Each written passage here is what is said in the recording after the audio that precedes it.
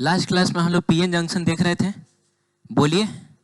और उसमें हमने देखा था कि जैसे मान लीजिए कि ये है आपका पी साइड और ये क्या है, एन साइड है। एक मिनट रुकिए, ये है आपका कौन सा साइड, पी साइड, और ये मान लीजिए है आपका एन साइड ना। तो अगर डिनोट करने की बात है तो पी साइड को कैसे डिनोट किया जाता है, या पी टाइप ऑफ सेमीकंडक्टर को कैसे डिनोट किया जाता है, तो उसके लिए लिखा जाता है, बोलिए, नेगेटिव और होल। हाँ ठीक है, नेगेटिव और क्या, होल, नेगेटिव और होल, नेगेटिव और, ऐसे ही ना करोगे, तो सही तो बोल रहे हो। फिर यहां पर भी क्या करोगे, negative hole, negative hole, negative hole, फिर बताओ negative hole, negative hole, negative hole, है कि नहीं। और इधर मान लीजिए कि अब जगह बचा हुआ है तो कुछ होल ड्रॉ कर दे क्या ऐसे ही, अरे बोलो ना। तो बताइए पी साइड में मेजॉरिटी में कौन होता है, होल होता है, और इलेक्ट्रॉन्स बहुत कम होंगे तो इसीलिए हमने उसको ड्रॉ नहीं किया है। सही है, 1.5 लाख होल में 1-2 इलेक्ट्रॉन अगर है तो उसको ना ड्रॉ करना ही ठीक रहेगा। लेकिन इसको कैसे रिप्रेजेंट करते हैं बताइए, पॉजिटिव और इलेक्ट्रॉन, पॉजिटिव और इलेक्ट्रॉन, पॉजिटिव और इलेक्ट्रॉन। अच्छा, ये माइनस साइन किस चीज को रिप्रेजेंट करता है, नेगेटिवली चार्ज एल्यूमिनियम आयन। अरे पी टाइप ऑफ सेमीकंडक्टर बनाने के लिए आपको ट्राईवैलेंट इम्प्योरिटी ऐड करना होता है, अरे बोलो ना। तो ये नेगेटिवली चार्ज एल्यूमिनियम आयन, और ये किसको रिप्रेजेंट करता है, पॉजिटिवली चार्ज फास्फोरस आयन, क्योंकि इसने इलेक्ट्रॉन का दान किया है। बहुत बढ़िया, तो ये बाबू हो जाएगा plus dot plus dot plus dot, बोलो जल्दी, plus dot plus dot plus dot, और ढेर सारा डॉट और ड्रॉ कर दें। ये ढेर सारा डॉट किस चीज को रिप्रेजेंट कर रहा है, ये इलेक्ट्रॉन्स को रिप्रेजेंट कर रहा है कि नहीं।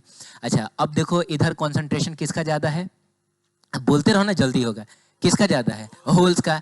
इधर कॉन्सेंट्रेशन किसका ज्यादा, इलेक्ट्रॉन्स का, तो होल उधर जाना चाहेगा, इलेक्ट्रॉन इधर आना चाहेगा, और ऑब्वियसली जाएगा भी क्योंकि ये मूव कर सकता है। तो अगर मान लीजिए कि मैंने यहाँ वाले होल्स को भेज दिया उधर, क्या किया बताइए, हाँ उधर भेज दिया, तो इन होल्स को चलिए मैं थोड़ा सा कलर चेंज करके ड्रॉ कर देता हूँ। 1 2 3 को ना आया था, बोलो, चलिए 3 होल इधर आ गया। और यहाँ वाले इलेक्ट्रॉन्स को अगर मैंने भेज दिया किधर, इधर की तरफ, किधर भेज दिया, अगर इलेक्ट्रॉन्स को मैंने इधर की तरफ भेज दिया ना, तो ये वाला जो इलाका है, ये और ये चार्ज कैरियर फ्री हो जाएगा। मैंने चार्ज कैरियर का मतलब हुआ कि वो लोग जो चार्ज को लेके मूव करते हैं, तो इलेक्ट्रॉन्स और होल्स मूव करते हैं, और इस इलाके में अब इलेक्ट्रॉन और होल नहीं रहा है ना बाबू। तो अगर हम इस इलाके को थोड़ा अलग से ऐसा रिप्रेजेंट करें तो हमको साफ साफ दिख रहा है कि from positive to negative electric field आएगा, याद आ रहा है ये सब। और अब इस इलेक्ट्रिक फील्ड की वजह से ये जो प्रोसेस था जिसमें होल उधर जा रहा था और इलेक्ट्रॉन इधर आ रहा था, जिस प्रोसेस को हमने क्या कहा था, डिफ्यूजन, डिफ्यूजन, वो डिफ्यूजन का प्रोसेस धीरे धीरे स्लो होगा, है कि नहीं। पहले हो सकता है कि 1 सेकंड में 10 गो होल जा रहा था, 10 गो इलेक्ट्रॉन आ रहा था। अब इस इलेक्ट्रिक फील्ड की वजह से हो सकता है कि कहीं 8 ही को होल जाए, 8 ही को इलेक्ट्रॉन आए ना। अच्छा, एक और बात बताइए, अगर होल उधर जा रहा है तो करंट का डायरेक्शन हम इधर ही ना मानेंगे, इलेक्ट्रॉन अगर इधर आए तभी करंट का डायरेक्शन उधर ही मानेंगे। यानी करंट ड्यू टू डिफ्यूजन जो हुआ था वो इस डायरेक्शन में था, बोलिए। और इस इलेक्ट्रिक फील्ड के बढ़ने की वजह से, अब जैसे मान लीजिए कि ये वाला होल भी उधर चला गया, ये वाला इलेक्ट्रॉन भी इधर आ गया, तो कहने का मतलब है कि इससे ये जो इलाका है इसका थिकनेस और बढ़ेगा कि नहीं, ये बताइए। इसका थिकनेस और बढ़ जाएगा। अब ये यहाँ से लेकर यहाँ तक माना जाएगा, तो ये इलेक्ट्रिक फील्ड और ज्यादा हो गया। अब इलेक्ट्रिक फील्ड और ज्यादा हो गया का मतलब हुआ अब और कम होल्स उधर जा पाएंगे, और कम इलेक्ट्रॉन्स इधर आ पाएंगे, यानी ये करंट और कम हो जाएगा। तो हमने देखा था समय के साथ डिफ्यूजन करंट लगातार कम होता है। चलिए, और कुछ और होल्स गई थी ना, तो कुछ और होल्स को हम इधर ड्रॉ कर लेते हैं, कुछ और इलेक्ट्रॉन्स को हम इधर ड्रॉ कर लेते हैं। इसी के साथ एक और काम हो रहा था, बताइए वो काम क्या हो रहा था। जो होल डिफ्यूजन की वजह से उधर गया था, अब अगर वो घूमते फिरते अगर इस इलाके से टकरा गया तो इलेक्ट्रिक फील्ड वापस से उनको इधर ला देगा। यानी एक उल्टा प्रोसेस चल रहा है। जो इलेक्ट्रॉन डिफ्यूजन की वजह से इधर आ गया था, वो घूमते फिरते अगर इस इलाके से टकरा गया तो ये इलेक्ट्रिक फील्ड पकड़ के उधर पहुंचा देगा, क्योंकि इलेक्ट्रॉन पे फोर्स लगता है इलेक्ट्रिक फील्ड के ऑपोजिट डायरेक्शन में, है कि नहीं। तो इस प्रोसेस की वजह से जो करंट आएगा इसके अंदर, उसमें बाबू होल इधर ना जा रहा है, हाँ, तो होल इधर जा रहा है तो करंट इधर माना जाएगा, और इलेक्ट्रॉन उधर जा रहा है तब भी करंट इधर ही माना जाएगा। और इसको बोला गया था कौन सा करंट? Drift current. इसको हमने कहा था ड्रिफ्ट करंट, जो कि एक उल्टा प्रोसेस होता है। समय के साथ डिफ्यूजन करंट कम होता है लेकिन ड्रिफ्ट करंट बढ़ता है। क्यों ड्रिफ्ट करंट बढ़ेगा? क्योंकि समय के साथ उधर होल्स बढ़ रही हैं, अरे इधर से जा रहा है लेकिन होल बढ़ तो रहा है ना, और समय के साथ ये इलेक्ट्रिक फील्ड भी बढ़ रहा है। तो जितना ज्यादा उधर होल रहेगा, जितना ज्यादा ये इलेक्ट्रिक फील्ड रहेगा, उतना ज्यादा होल नहीं इधर आएगा। तो ये बढ़ रहा है, वो घट रहा है। एक ऐसा भी समय आएगा कि दोनों हो जाएगा बराबर। देखा था हम लोगों ने, आई डिफ्यूजन बोलिए और आई ड्रिफ्ट जिस समय बराबर हो जाएगा उस सिचुएशन को बोला जाता है इक्विलिब्रियम वाला सिचुएशन। और उस सिचुएशन में ये जो थिकनेस होता है, बोलो, अब वो कांस्टेंट हो जाएगा, अब ये बढ़ना बंद हो जाएगा। क्यों? क्योंकि डिफ्यूजन की वजह से 10 गो होल गया ना, तो ड्रिफ्ट की वजह से 10 गो होल फिर वापस आ जाएगा। बोलो ना, तो इसका मतलब हुआ कि गया फिर वापस भी आ गया। तो अब ये रीजन नहीं बढ़ेगा। इस रीजन को बोला जाता था कौन सा रीजन? Depletion region. क्या बोला जाता था? डिप्लेशन रीजन बोला जाता था। सही है। तो ये चीज हम लोगों ने देखा था, यहाँ सब मैंने आपको बताया था कि उस रीजन को बोला जाता है डिप्लेशन रीजन। ये सब भी देख लिया था हम लोगों ने। उसके बाद हमने पोटेंशियल बैरियर देखा था, है ना। तो बाबू जैसे मान लो कि ये तुम्हारा P है, ये डिप्लेशन रीजन हो गया, और ये क्या है? N है। तो इलेक्ट्रिक फील्ड इस डायरेक्शन में ना होता है इस तरीके से, बोलिए ना। अच्छा, तो मैंने जब ग्राफ ड्रॉ किया था तो दिखाया था कि चूंकि इलेक्ट्रिक फील्ड यहाँ नहीं है तो पोटेंशियल भी नहीं, ऐसा नहीं है कि पोटेंशियल जीरो ही रहेगा, पोटेंशियल कांस्टेंट रहेगा। तो हमने अपने से मान लिया कि यहाँ का पोटेंशियल कितना है, तो यहाँ का भी कितना होगा, यहाँ का भी कितना होगा? जीरो। क्योंकि ये चीज हम शुरू से जानते आए हैं। इवन 11th क्लास में मैंने बताया था कि हम कहीं का भी मन करें तो पोटेंशियल या फिर पोटेंशियल एनर्जी जीरो मान सकते हैं। तो मैंने सोचा कि यही का जीरो मान लिया जाए। तो यहाँ तक तो बाबू पोटेंशियल कितना आएगा? जीरो आएगा। लेकिन उसके बाद इलेक्ट्रिक फील्ड का अपोजिट डायरेक्शन है, पोटेंशियल बढ़ता है, तो ये पोटेंशियल बढ़ेगा। कहाँ तक बढ़ेगा? जहाँ तक इलेक्ट्रिक फील्ड है। और उसके बाद फिर से पोटेंशियल क्या हो जाएगा? मान लो बढ़ते बढ़ते 10 वोल्ट हो गया, तो यहाँ भी कितना होगा? 10 वोल्ट। यहाँ भी कितना होगा? 10 वोल्ट ना। तो ये ग्राफ ना आपको पिक्टोरियली दिखा रहा है कि यहाँ एक बैरियर है। जैसे कोई बॉल है, ऐसा लुढ़कते हुए आ रहा है, लेकिन अब उसको आगे जाने के लिए इस बैरियर को ना क्रॉस करना पड़ेगा। अगर बॉल की काइनेटिक एनर्जी कम है तो हो सकता है यहीं से लौट आए, नहीं पार कर पाए। ऐसा होता भी है। अगर ऐसा होल जिसकी काइनेटिक एनर्जी कम है, हो सकता है रास्ते में से लौट आए। लेकिन अगर आप पहुंचाना चाहते हैं तो आपको एक sufficient amount of kinetic energy उसको देना पड़ेगा। बोलिए। हाँ, तो ये चीज है। अब सुनिएगा, अगर इस पोटेंशियल बैरियर को हम घटा दें तो इससे कौन सा प्रोसेस बढ़ जाएगा?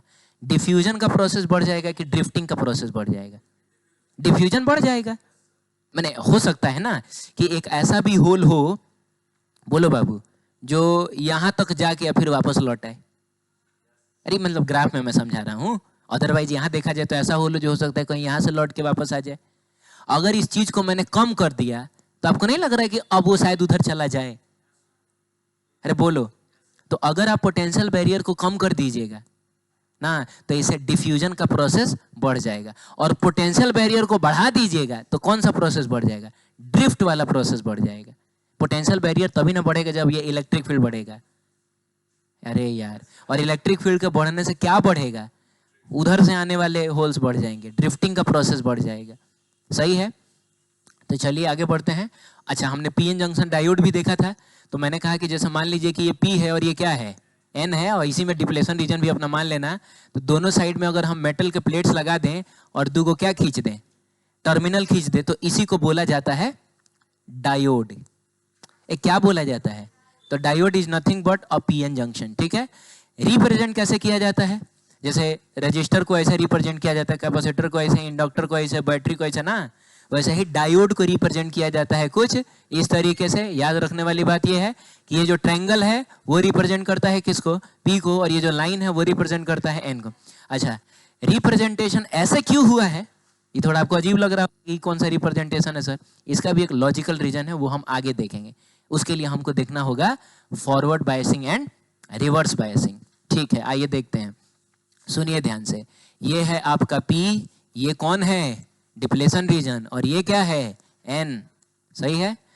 अब अगर हम लोगों ने पी साइड को बैटरी के किसी पॉजिटिव टर्मिनल से कनेक्ट कर दिया और एन साइड को किसी नेगेटिव टर्मिनल से, बोलो बाबू, पी साइड वो साइड होता है जिधर मेजोरिटी में कौन लोग होते हैं? कौन लोग होते हैं? होल्स होते हैं। वेरी गुड, मेजोरिटी में होल्स होते हैं, ठीक है। एन साइड वो साइड होता है जिधर मेजोरिटी में कौन होते हैं? ये मत बोलिएगा कि पी साइड पॉजिटिवली चार्ज है और एन साइड नेगेटिवली, ऐसा कुछ नहीं है। हाँ, सब न्यूट्रल होता है, ठीक है। लेकिन बच्चों मेजोरिटी में जो होता है इधर कौन होता है? क्या बाबू?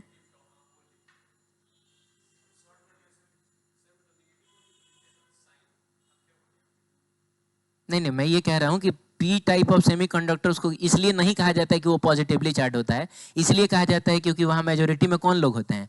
होल्स, और होल्स पॉजिटिवली चार्ज है। जो जो जो मेजोरिटी चार्ज को ढो रहा है वो खुद एक पॉजिटिवली चार्ज है चीज है ना। खैर छोड़िए, ठीक है, आप समझ रहे हैं ना जी? नहीं समझ रहे हो? इधर बताओ, मेजोरिटी में कौन होता है?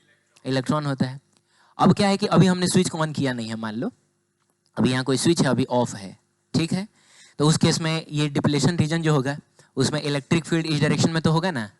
ये बोलो ना, याद रखना, इलेक्ट्रिक फील्ड N2P होता है, ठीक है, इस डायरेक्शन में होगा। अब हो क्या रहा होगा कि 10 गो होल जा रहा होगा। अभी छोड़ो हटा, बैटरी हमने कोई कनेक्ट नहीं किया है, ठीक है। तो 10 गो होल जा रहा होगा, किसकी वजह से? डिफ्यूजन की। 10 गो होल वापस आ जा रहा होगा, किसकी वजह से? ड्रिफ्ट की वजह से। 10 गो इलेक्ट्रॉन आ रहा होगा, किसकी वजह से? डिफ्यूजन की वजह से। 10 गो इलेक्ट्रॉन जा रहा होगा, ड्रिफ्ट की वजह से। इक्विलिब्रियम मेंटेन्ड है, इलेक्ट्रिक फील्ड भी मेंटेन्ड रहेगा, ये थिकनेस भी मेंटेन्ड रहेगा। लेकिन जब हम लोगों ने इसको किस चीज से कनेक्ट कर दिया? एक बैटरी से कनेक्ट कर दिया, जिसमें पी साइड को पॉजिटिव टर्मिनल से और एन साइड को नेगेटिव टर्मिनल से। तो बाबू अब ये पॉजिटिव और ये नेगेटिव है ना, तो ये अगर पॉजिटिव है तो ये सब पॉजिटिव पॉजिटिव, और यहाँ भी क्या आ जाएगा? पॉजिटिव। ये नेगेटिव डायरेक्ट इससे ना कनेक्टेड है, बोलिए ना। और जो पोटेंशियल यहाँ का वही पोटेंशियल यहाँ का, तो अगर यहाँ नेगेटिव पोटेंशियल तो यहाँ भी क्या होगा?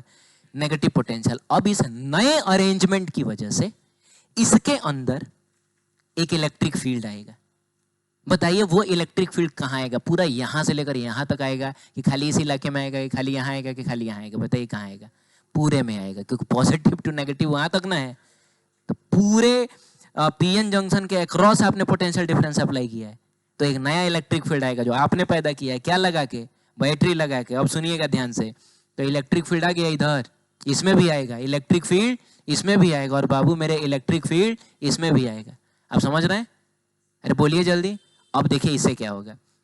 अंदर वाला इलेक्ट्रिक फील्ड मान लीजिए 10 न्यूटन पर कूलम था, आपने बैटरी जोड़ के इधर की तरफ दे दिया कोई 4 न्यूटन पर कूलम। नेट इलेक्ट्रिक फील्ड कितना हो गया? कम हो गया कि नहीं? नेट इलेक्ट्रिक फील्ड कम होगा तो ये इस रीजन का जो विड्थ है, जो मोटाई है, वो भी कम हो जाएगी। आप समझ रहे हैं?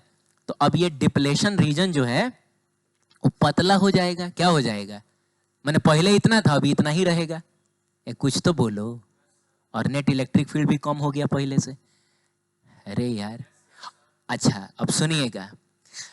अब यहां ना 2 फायदा हो रहा है। एक तो बाबू डिप्लेशन रीजन कम हो गया, बोलो, जिसकी वजह से पोटेंशियल बैरियर कम हो जाएगा। और दूसरा फायदा ये है कि ये जो नया नया इलेक्ट्रिक फील्ड पैदा हुआ है ना, ये खुद इन होल्स को मोटिवेट करेगा उधर जाने के लिए। नहीं समझे आप? पहले क्या हो रहा था कि होल 10 गो होल जा रहा था, 10 गो होल वापस आ जा रहा था, तो इसको तो यूं माना जाए कि जा ही नहीं रहा था ना।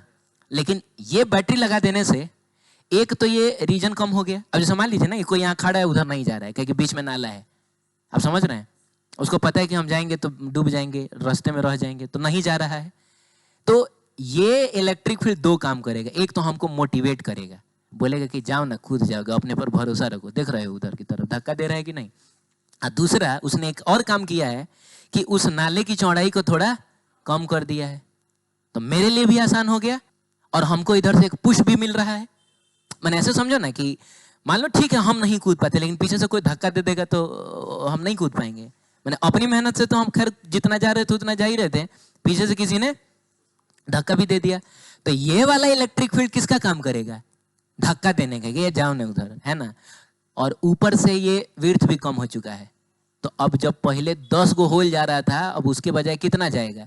हो सकता है 15 गो होल चला जाए। अरे बोलो ना, जो ज्यादा काइनेटिक एनर्जी वाला था, जो पहले जा रहा था, तो अब भी जाएगा। लेकिन ऐसे लोग जो रास्ते से ही लौट आ रहे थे, अब वो भी जा पाएंगे।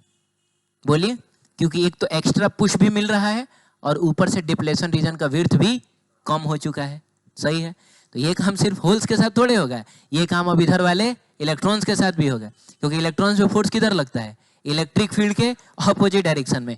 तो ये इलेक्ट्रिक फील्ड इन होल्स को, सॉरी, इन इलेक्ट्रॉन्स को मोटिवेट करेगा किधर जाने के लिए, इधर जाने के लिए। तो एक तो पुश मिल रहा है कि आप आइए इधर, और ऊपर से ये डिप्लेशन रीजन का विड्थ भी कम हो जाएगा, अब ज्यादा इलेक्ट्रॉन्स इधर आएंगे। आप बताइए कौन सा प्रोसेस बढ़ गया, ड्रिफ्ट वाला कि डिफ्यूजन वाला?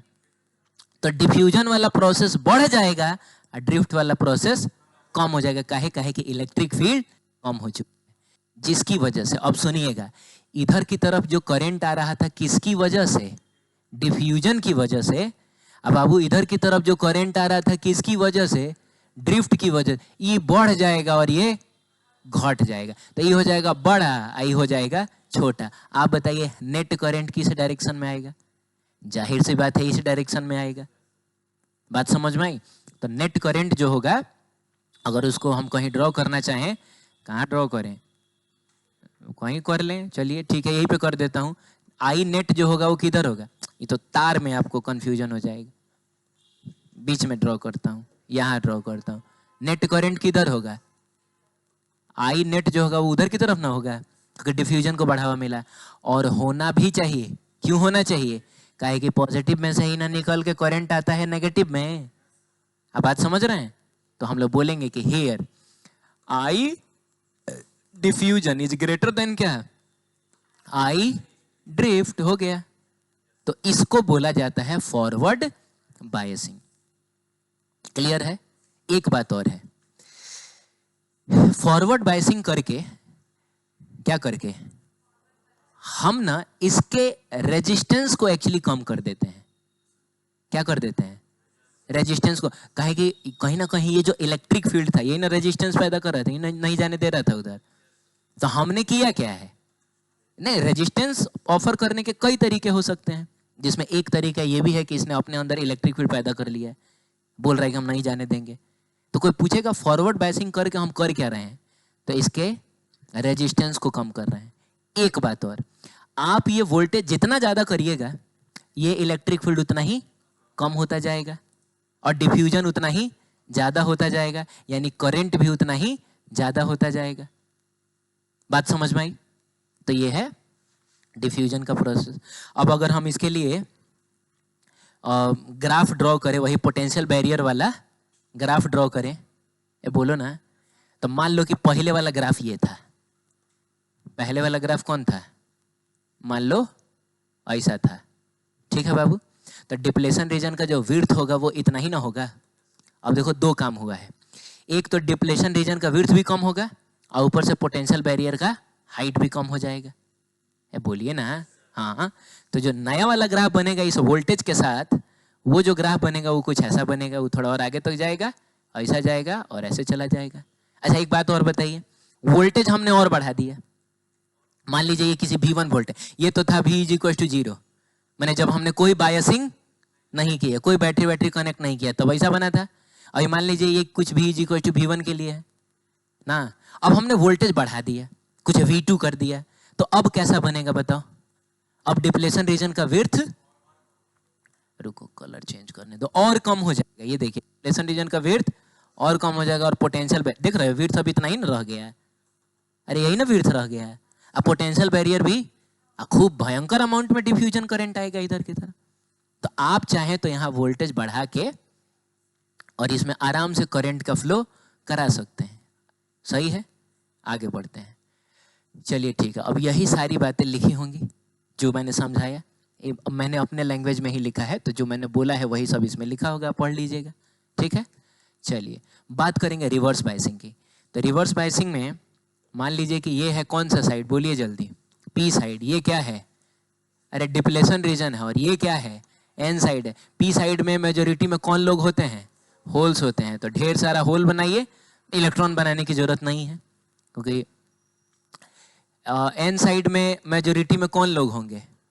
इलेक्ट्रॉन्स होंगे। ढेर सारे इलेक्ट्रॉन्स बना लीजिए। और आप बताइए कि इधर की तरफ क्या होगा? इलेक्ट्रिक फील्ड होगा।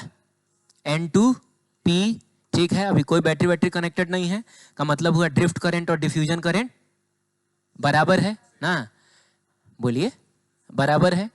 अब और इक्विलिब्रियम मेंटेन्ड है। अब हमने क्या किया है कि इसके पॉजिटिव टर्मिनल को नाम से ही समझ में आ रहा है, वो था फॉरवर्ड बायसिंग और ये है रिवर्स। तो रिवर्स का मतलब समथिंग उल्टा। इसका मतलब हुआ कि पॉजिटिव टर्मिनल को कनेक्ट करना है नेगेटिव टर्मिनल ऑफ सेल से या बैटरी से, और बाबू एन को, हाँ पी साइड को कनेक्ट करना है नेगेटिव टर्मिनल से और एन साइड को कनेक्ट करना है किससे, पॉजिटिव टर्मिनल से। अब तुम बताओ, अभी पॉजिटिव टर्मिनल से ये वाला प्लेट ना कनेक्टेड हो गया तो यहाँ का पोटेंशियल पॉजिटिव हो जाएगा और नेगेटिव से एक इलेक्ट्रिक फील्ड इसमें भी आएगा, लेकिन वो किस डायरेक्शन में आएगा, तो electric field flows from high potential to low potential, या पॉजिटिव चार्ज में से निकलता है और नेगेटिव में जाके एंटर करता है। तो इलेक्ट्रिक फील्ड तो यहाँ से लेकर यहाँ तक ना आएगा। अब देखो ध्यान से क्या है, इलेक्ट्रिक फील्ड अगर मैंने ड्रॉ किया इधर की तरफ, इसमें भी तो इधर की तरफ आएगा, अब बाबू इसमें भी तो इधर की तरफ आएगा। तुम सबसे पहले तो ये बताओ कि डिप्लेशन रीजन का इलेक्ट्रिक फील्ड पहले से और कम हो गया कि बढ़ चुका है, बढ़ चुका है, समझ रहे हो।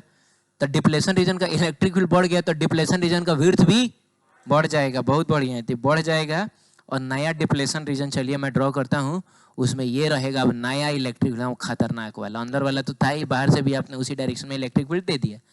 अब सुनो, अब इसे दो को काम हो रहा है। पहले तो डिफ्यूजन का प्रोसेस अब बहुत स्लो हो जाएगा। पहले 10 गो होल जा रहा था, 10 गो होल आ जा रहा था, अब ऐसा नहीं होगा, अब बहुत कम होल ही जा पाएगा। पता है काहे, कि यहाँ पे ना पहले तो डरवाया जा रहा है, ये उधर जाना मत तुम, अरे यार ये इलेक्ट्रिक फील्ड होल्स पे इधर ना फोर्स लगाएंगी, तो मैंने कूदना चाह रहा है उधर, धक्का दिया जा रहा है इधर, समझो ना, हवा तेज आंधी चला दिया गया है। तो एक तो आंधी नहीं चल रहा था तो फिर भी मान लो कि हम जबरदस्ती कूद जा रहे थे, अब उधर से अगर आंधी बहने लगा तो हम और रास्ते में रह जाएंगे। तो कुछ ऐसे होल जो किसी तरीके से गिरते पड़ते पहुंच जा रहे थे, अब वो नहीं पहुंच पाएंगे। यानी डिफ्यूजन इधर वाला जो करंट था आई कौन सा, वो कम हो जाएगा। बोलो जल्दी, एक तो इनको जाने से रोका जा रहा है, ऊपर से इसका विड्थ भी, एक तो बोला जा रहा है कि जाना मत, और ऊपर से नाला का चौड़ाई भी बढ़ा दिया, तो ऑब्वियसली हम नहीं जा पाएंगे अब। तो डिफ्यूजन का प्रोसेस क्या हो गया, स्लो हो गया। इलेक्ट्रॉन्स के साथ भी यही होगा, इलेक्ट्रॉन्स पे फोर्स किधर लगेगा, उधर ना लगेगा, जबकि डिफ्यूजन करने ये इधर आना चाह रहे हैं। तो एक तो उनको रोका जा रहा है कि ये आना मत इधर, और दूसरा किया क्या गया है, बढ़ा दिया गया। मैंने जबरदस्ती बेचारा ना बात मानते हुए आएंगे भी तो रास्ते में रह जाएंगे।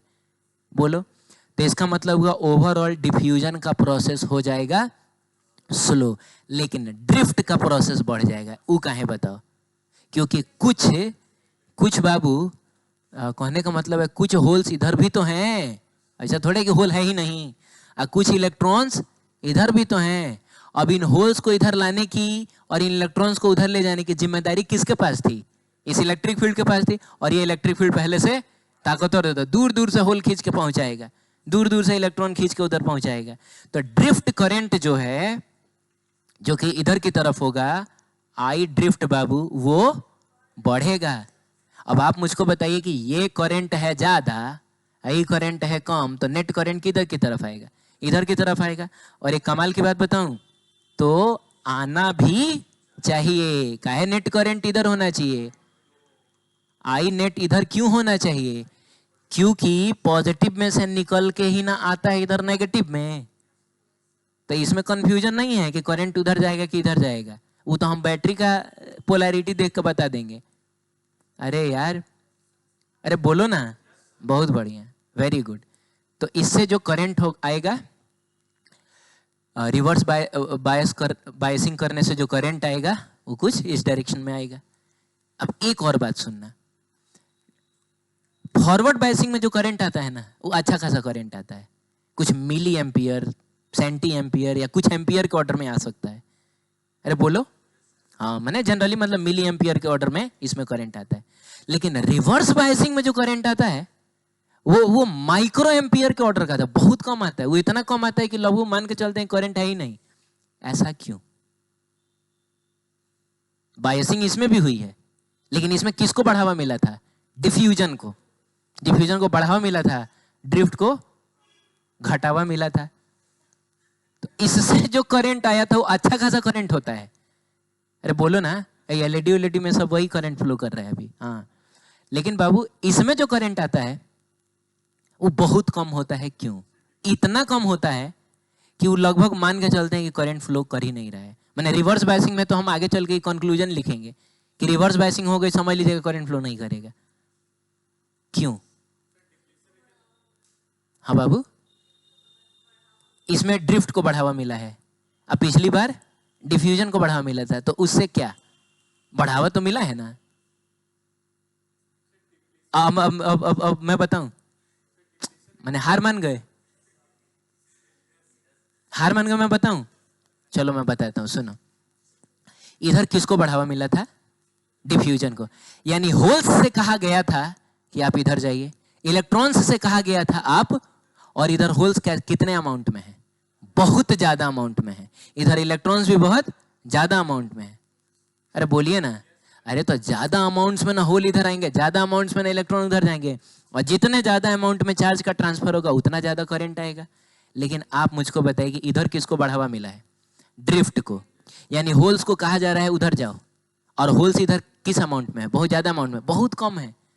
अरे इस इलाके में होल्स बहुत कम होते हैं, और इस इलाके में इलेक्ट्रॉन्स बहुत कम होते हैं। तो जब ये खुद ही कम है तो बढ़ावा मिलने से क्या फर्क पड़ेगा? तुम तो ऐसा समझो, किसी दिन बोला गया कि बेतिया शहर में जितने हिंदू लोग हैं सब लोग अपना रैली निकालिए, आज आपको बढ़ावा मिला है। अब तुम समझना कि उन लोगों का रैली निकलेगा तो कितना बड़ा भयंकर रैली निकलेगा। रैली निकलने का मतलब आदमी का करंट हो गया। अरे होगा कि नहीं? हो सकता है हरिवाटी के चौक से लेके छावनी तक लगातार तुमको लोग ही लोग दिखाई दे। अरे होगा ना ऐसा। लेकिन मान लीजिए कि जो सिख लोग रहते हैं, चाहे जो क्रिश्चियन लोग रहते हैं, उनसे कहा गया कि आज आप लोग अपना जुलूस निकालिए, और उतना ही सब कुछ आपको भी मिलेगा, फैसिलिटी जितना उन लोगों को मिला था। लेकिन वो लोग मजबूर है ना, ऐसा पंजाब से थोड़े बुला के लेके आएंगे कि चलो आज रैली निकालना है। वो लोग माइनॉरिटी में हैं। सिख लोग हैं, चाहे मुस्लिम लोग तो फिर भी ठीक ठाक अमाउंट में हो जाएंगे, लेकिन सिख लोग, क्रिश्चियन लोग माइनॉरिटी में हैं। तो पता चलेगा कि 20-25 मीटर लंबा भी उनका शायद रैली ना रहे ना। तो इसका कोई जवाब जानना चाहे कि बताइए इस केस में क्यों करंट ज्यादा होता है, तो आप ये बोलिएगा यहां उन लोगों को बढ़ावा मिला है जो लोग अपने इलाके में मेजोरिटी में हैं। अब पंजाब में जाके बोलोगे तो पंजाब में सिख लोगों का शायद ज्यादा हो जाए, हिंदू लोगों का कम हो जाए, है कि नहीं? लेकिन यहाँ की बात करी जाए तो बाबू ये लोग मेजोरिटी में ना है, इधर ये लोग ना मेजोरिटी में हैं। तो आप बोलिएगा कि जिन लोगों को बढ़ावा मिला है वो मेजोरिटी में है, इसीलिए करंट ज्यादा होगा। लेकिन इधर जिन लोगों को बढ़ावा मिला है वो अपने इलाके में माइनॉरिटी में है, इसीलिए करंट की वैल्यू काफी कम हो जाएगी। Is it clear?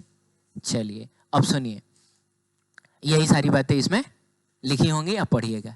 अब देखिए क्या है कि हम जब ऐसे करेंगे इस तरीके से, ये तो मतलब मैंने समझाने के लिए ना ऐसा बनाया, लेकिन डायोड को हम ऐसे रिप्रेजेंट थोड़े करेंगे। डायोड को तो हम ऐसे ना रिप्रेजेंट करेंगे। बताइए कौन सी बायसिंग है, फॉरवर्ड की रिवर्स? बोलिए ना। Forward biasing. अब फॉरवर्ड बायसिंग अगर है तो इसका मतलब हुआ कि करंट इधर से निकलेगा, इधर से होता हुआ इधर आएगा, अच्छा खासा करंट आएगा, ठीक है। लेकिन अगर मैं पूछूं कि बताओ ये कौन सा बायसिंग है, तो क्या बोलोगे? अच्छा ये तो बताइए ही नहीं कि फॉरवर्ड क्यों बोल दिए, क्योंकि इसका मतलब होता है पी, या इसका मतलब होता है, हाँ, तो पी को पॉजिटिव वाले से, एन को नेगेटिव वाले से, फॉरवर्ड बायसिंग ही ना है।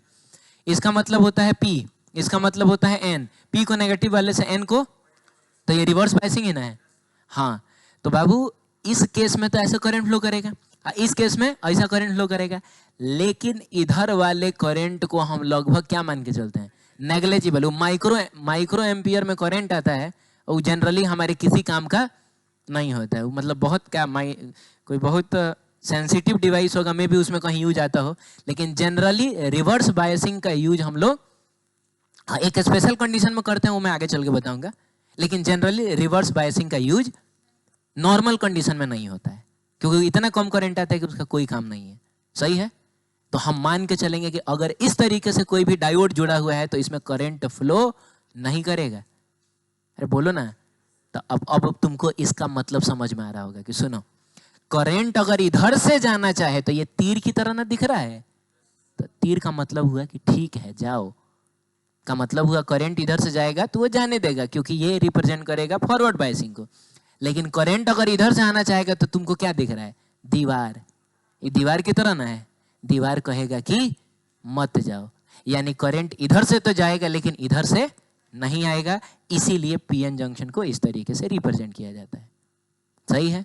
अब देखो सर्किट में अगर कहीं डायोड लगा दे तो हम पता क्या करेंगे? जैसे मान लीजिए कि ऐसा कहानी है, बोल दिया कि एक ये है, बोलो ऐसा दे दिया, यहाँ लगा दिया जाए, चलो ठीक है, हाँ ऐसा दे दिया। ये दे दिया कुछ 10 ओम, ये भी कितना दे दिया 10 ओम, आई दे दिया कितना 10 वोल्ट, और पूछेगा कि बताइए सर्किट में कितना करंट है। ठीक, तो जहां, अच्छा तुम बताओ कि करंट किधर से जाना चाह रहा होगा? इधर से। तो ये फॉरवर्ड बायसिंग की रिवर्स बायसिंग? Forward biasing.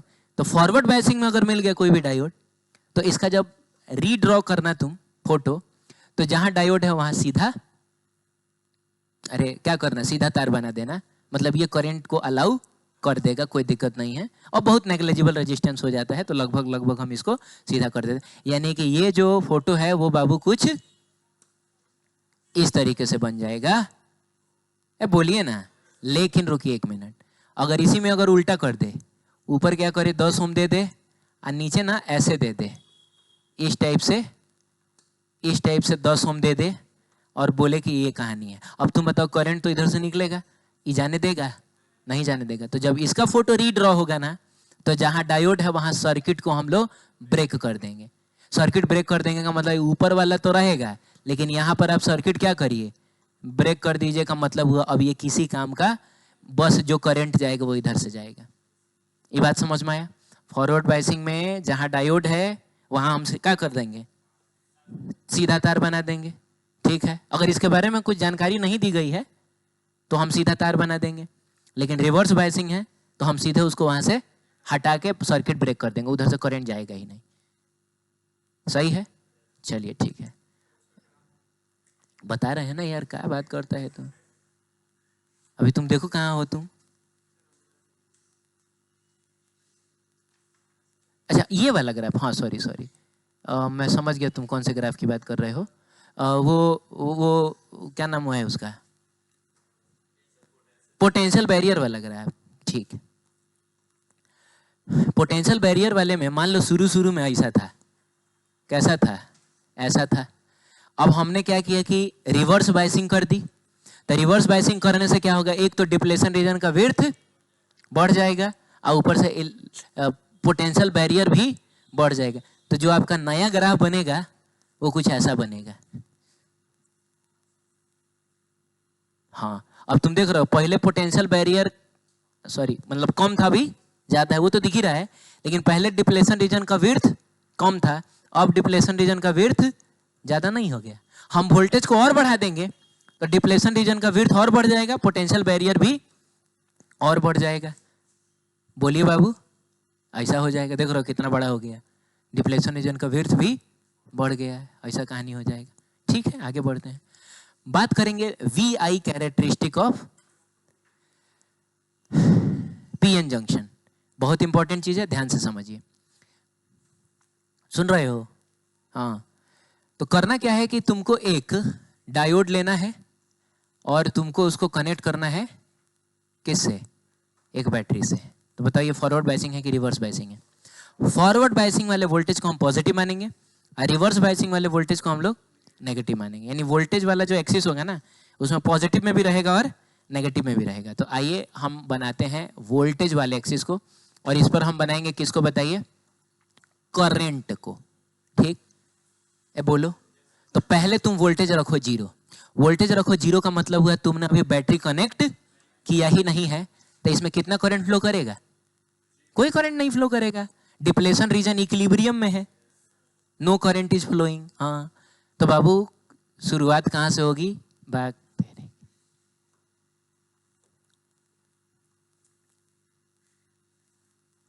हो तुम खराब आदमी है जी, मिट गया तो हंस रही है?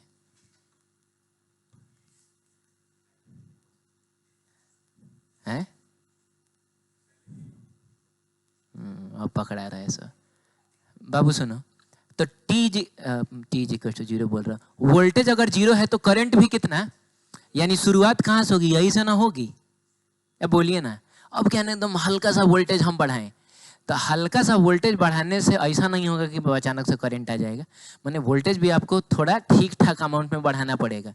तो कुछ दूर तक मतलब हल्का फुल्का वोल्टेज पर तो कोई करंट नहीं आएगा, लेकिन एक ऐसा वोल्टेज जिसपे, एक मिनट, आपने फॉरवर्ड बायसिंग ना की है, तो इसीलिए वोल्टेज को हम लोग किस डायरेक्शन में अभी ले रहे हैं, पॉजिटिव डायरेक्शन में। हाँ, तो एक ऐसा वोल्टेज आएगा जिस पर अचानक से अब इसमें करंट आने लगेगा और बहुत अच्छे खासे अमाउंट में करंट आने लगेगा, सीधे करंट वाला एक्सिस ऐसा जाएगा, माने हल्का। अच्छा, ये बहुत कम होता है, ये भी 0.6 या 0.3 इस टाइप का होता है। थोड़ा उसमें देखो कितना लिखा हुआ है, 0.6 है, मात्र 0.6 वोल्ट। अरे कोई बात नहीं, 0.6 0.7 सब चलता है, तो मात्र 0.6 या 0.7 वोल्ट, कोई बहुत ज्यादा वोल्टेज है ना, तो हल्का सा वोल्टेज तुमने दिया और इसकी फॉरवर्ड बायसिंग हो गई, यानी कि अब इसमें अच्छा खासा करंट फ्लो करने लगेगा। थोड़ा सा वोल्टेज बढ़ाओगे इतना करंट, थोड़ा सा बढ़ाओगे सीधे इतना करंट, थोड़ा सा बढ़ाओगे सीधे इतना, देख रहे हो, हल्का हल्का वोल्टेज बढ़ाना, खतरनाक अमाउंट में करंट बढ़ रहा है। अरे कुछ तो बोलो। एक चीज और बताता हूं मैं, तुमको पता है जैसे हम लोग पढ़ते हैं ना, V बराबर क्या, आई आर, तो अगर ये I वर्सेस V ग्राफ है तो हमको I इज इक्वल टू लिखना होगा क्या, V बाई आर, यानी 1 बाई आर इंटू क्या, V। तो अगर हम इसको कंपेयर करें Y बराबर mx प्लस C से, तो C तो नहीं है, तो यहाँ स्लोप का रोल कौन प्ले कर रहा है, 1/r। अब तुम बताओ इसका स्लोप कितना है, बहुत ज्यादा है कि नहीं, नहीं ना समझे। तो स्लोप जो है जो कि 1/r है, तो अगर स्लोप बहुत ज्यादा है तो रेजिस्टेंस बहुत कम हो जाएगी। बात समझ रहे हो, फॉरवर्ड बायसिंग में रेजिस्टेंस बहुत कम हो जाता है, इसीलिए तो हम उसको हटा के सीधे क्या जोड़ दे रहे थे, तार जोड़ दे रहे थे, एकदम नेग्लेजिबल रेजिस्टेंस वाला। ये बात समझ में आई। अब रिवर्स बायसिंग के लिए देखें, तो रिवर्स बायसिंग में कितनो वोल्टेज बढ़ा लोगे करंट हल्का हल्का बढ़ेगा। अच्छा, रिवर्स बायसिंग का मतलब क्या हुआ, नेगेटिव वोल्टेज ना। इसको हम लोगों ने क्या किया है बताइए, ये पलट नहीं लिया है, तो अब हम नेगेटिव में जा रहे हैं, नेगेटिव में वोल्टेज बढ़ाएंगे। अब बोलिए ना, तो पहले करंट इधर से जा रहा था, अब करंट, तो करंट भी तो अब उल्टा हो गया, तो इसीलिए वोल्टेज हम लोग नेगेटिव देख रहे हैं ना, तो करंट भी अब हम लोग नेगेटिव में, इसीलिए ये ग्राफ थर्ड क्वाड्रेंट में बनेगा। थर्ड क्वाड्रेंट ही वो क्वाड्रेंट होता है जिसमें दोनों नेगेटिव होता है, सही है। हाँ, खूब वोल्टेज बढ़ाओ तुम, कोई फर्क नहीं पड़ेगा, हल्का हल्का करंट बढ़ेगा लेकिन उसका कोई मतलब नहीं है। लेकिन जब काफी अच्छे खासे अमाउंट में हम वोल्टेज बढ़ा देंगे, मान लो 100 वोल्ट 150 200 वोल्ट इतना कर दिए, उसमें देखो कितना है, लगभग 90 के करीब में होगा, 100 है क्या, अच्छा 90 वोल्ट, अचानक से पता नहीं इसको क्या होगा कि करंट की वैल्यू खतरनाक अमाउंट में बढ़नी शुरू हो जाएगी अचानक से। यहाँ तो फिर भी स्लोप जो है इनफाइनाइट टाइप का नहीं दिख रहा है, फाइनाइट, यहाँ स्लोप सीधे कितना हो जाएगा, उधर नहीं जाएगा, एकदम मान के चलिए कि कैसा हो जाएगा, ये सीधा एकदम इनफाइनाइट स्लोप का मतलब एकदम जीरो रेजिस्टेंस। अचानक से इसको कुछ हो जाएगा, पहले तो करंट दे नहीं रहा था। अरे बोलो ना, मैंने ऐसा नहीं है कि पानी इकट्ठा हो रहा है इकट्ठा हो रहा है इकट्ठा हो रहा है, अचानक से बांध टूट गया, बाढ़ आ गया, ऐसा सिचुएशन है। पहले एक एक बूंद पानी रिस रहा था, मान लो बांध ऐसे थोड़ा टूटता है, एक एक बूंद पानी रिसता है, हल्का हल्का रिसता है, एक के बार अगर 90 वोल्ट 100 वोल्ट तक जाओगे ना तो टूटेगा, खतरनाक अमाउंट का करंट आएगा, खतरनाक अमाउंट। इसके बाद तो वोल्टेज बढ़ना बंद हो जाएगा, लेकिन करंट को जितना चाहो उतना कर सकते हो, इनफाइनाइट तक कर सकते हो ना। इस जगह को बोला जाता है ब्रेकडाउन वोल्टेज। क्या बोलते हैं, ब्रेकडाउन वोल्टेज, सही है। हाँ, इसको बोला जाता है VBR, आप कह सकते हैं ब्रेकडाउन वोल्टेज। क्या आप जानना चाहते हैं कि यहाँ पे आके क्या हुआ है, तो पहले ही बताइए कि बायसिंग कौन सी है, फॉरवर्ड की रिवर्स। फॉरवर्ड इधर था, इधर रिवर्स है। अब सुनो क्या होता है, ये है कौन, अरे कौन है ये, और ये कौन है, क्या है, डिप्लेशन रीजन है। अभी इसके अंदर इलेक्ट्रिक फील्ड इधर की तरफ होगा, हमने किया है इसका कौन सा biasing, reverse biasing. Reverse biasing का मतलब हुआ N को जोड़ेंगे पॉजिटिव टर्मिनल से P को जोड़ेंगे, नेगेटिव, और ये वोल्टेज को लगातार बढ़ा भी रहे हैं, यानी कि इधर की तरफ जो अलग से तुमने बैटरी जोड़ के इलेक्ट्रिक फील्ड दिया है वो इलेक्ट्रिक फील्ड लगातार क्या होता जाएगा, लगातार बढ़ता जाएगा, लगातार ये बात समझ रहे हो? तो अभी इस इलाके को मैं खाली करता हूँ क्योंकि इसमें मुझको कुछ समझाना है।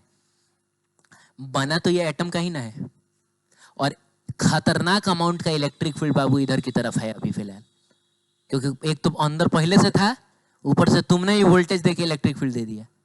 तो तुम जानते हो कि एटम के अंदर का जो न्यूक्लियस होगा क्या होगा, उस पर फोर्स लगेगा इलेक्ट्रिक फील्ड के डायरेक्शन में। अरे बोलिए ना, हाँ, तो इलेक्ट्रिक फील्ड के डायरेक्शन में फोर्स लगेगा और इलेक्ट्रॉन पे फोर्स लगेगा उधर की तरफ।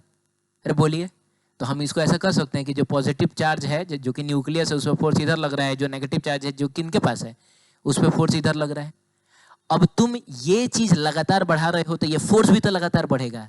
अब ऐसा समझो ना कि मान लो कि कोई हमको खींच रहा है, इधर से फोर्स लगा कि इधर से फोर्स लगा, 10-10 न्यूटन का फोर्स लगा खींचा गया, तो मैं किधर जाऊंगा, कहीं नहीं जाऊंगा। 20-20 न्यूटन का नहीं जाऊंगा, 50-50 न्यूटन, 2 हाथी बांध दिया गया, एक हाथी इधर एक हाथी इधर, अभी मैं किधर जाऊंगा, मैंने ये हो जाएगा ना मेरा, ये हो जाएगा।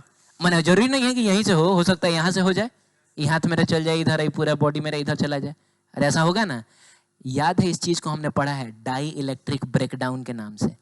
यही होता है जब बिजली गिरती है, इलेक्ट्रिक फील्ड इतना ह्यूज अमाउंट का हो जाता है एटमॉस्फेयर में, बोलो ना, कि एटम्स में से इलेक्ट्रॉन निकलने लगते हैं, और इलेक्ट्रॉन्स भागेंगे एक डायरेक्शन में और बाकी का पॉजिटिव आयन भागेगा एक डायरेक्शन में, और इन दोनों मूवमेंट की वजह से करंट पैदा होता है। बिजली गिरने की यही वजह ना है? अरे बोलिए ना। तो यही चीज यहाँ होगा, ये इलेक्ट्रिक फील्ड एक समय ऐसा हो जाएगा कि वो इसके डाई इलेक्ट्रिक स्ट्रेंथ से ज्यादा हो जाएगा, तो इसके अंदर डाई इलेक्ट्रिक ब्रेकडाउन शुरू होगा। और क्या एक एक इलेक्ट्रॉन का ऐसा होगा? नहीं, लगभग मान कर चलिए कि हर एटम का इलेक्ट्रॉन निकल निकल के भागेगा उधर। अरे बोलो, तो जब इलेक्ट्रॉन निकलेगा तो होल पैदा हो जाएगा, और होल भागेगा इधर। अरे होल का भी मूवमेंट होता है रे भाई, तो अभी होल को तुम एक ऑब्जेक्ट की तरह समझो, अब वो दिमाग मत लगाओ कैसे मूव करता है, समझाया ना मैंने कैसे मूव करता है होल, कैसे इलेक्ट्रॉन आके होल को भर देता है। तो हम ये कह सकते हैं कि अगर हमने रिवर्स बायसिंग में वोल्टेज बहुत ज्यादा कर दिया तो इसके अंदर होल और, एक मिनट, इसके अंदर होल और इलेक्ट्रॉन का एक नया पेयर जनरेट, नॉट एक, बहुत सारे होल और इलेक्ट्रॉन्स के पेयर जनरेट होंगे। अब बताइए वो इलेक्ट्रॉन्स किधर भागेंगे? इधर। क्यों? क्योंकि ये इलेक्ट्रिक फील्ड उधर ना फेंकेगा उनको, और होल्स किधर जाएंगे? इधर। अरे बोलिए, अब आप बताइए कि इलेक्ट्रॉन्स के उधर जाने से करंट इधर ही ना माना जाएगा, और होल के इधर आने से भी करंट। तो जो करंट पहले इधर कम अमाउंट में था, जो पहले सिर्फ इस बात पे डिपेंड होता था कि इधर से होल आएगा, अरे यार, जो पहले सिर्फ इस बात पे डिपेंड करता था कि इधर से इलेक्ट्रॉन जाएगा, अब इधर वाला होल है, इधर वाले इलेक्ट्रॉन तो जा ही रहा है, लेकिन बहुत सारे होल और इलेक्ट्रॉन्स के पेयर यहां पैदा हो चुके हैं, अब ये लोग भी जाएंगे उधर, जिसकी वजह से अचानक से इसके अंदर करंट बहुत ज्यादा बढ़ जाएगा। तो ये वजह है। सही है? बोलिए जल्दी, आप देखिए उसमें लिखा हुआ होगा।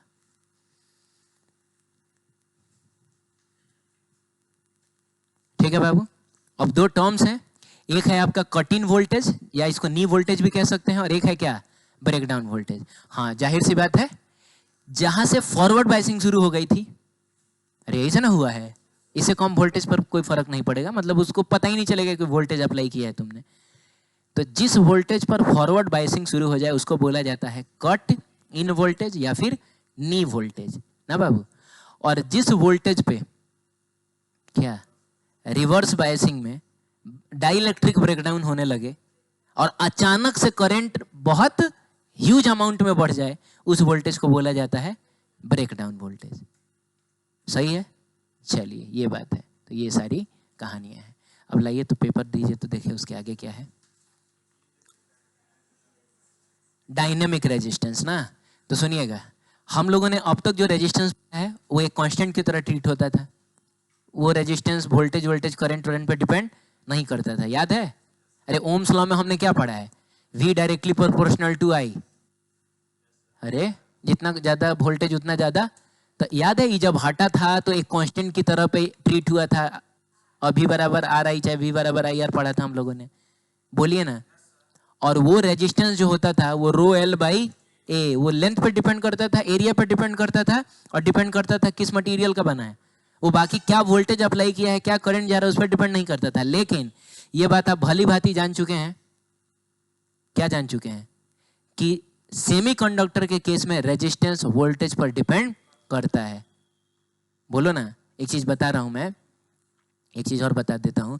ये तो हम लोगों ने देख लिया था कि चूंकि स्लोप बहुत ज्यादा तो रेजिस्टेंस बहुत कम, लेकिन यहां पर बताओ स्लोप बहुत कम है यानी रेजिस्टेंस बहुत, तो हम लोग बोलेंगे कि रिवर्स बायसिंग में, अच्छा रिवर्स बायसिंग खेल किस चीज का है, वोल्टेज का ही ना है।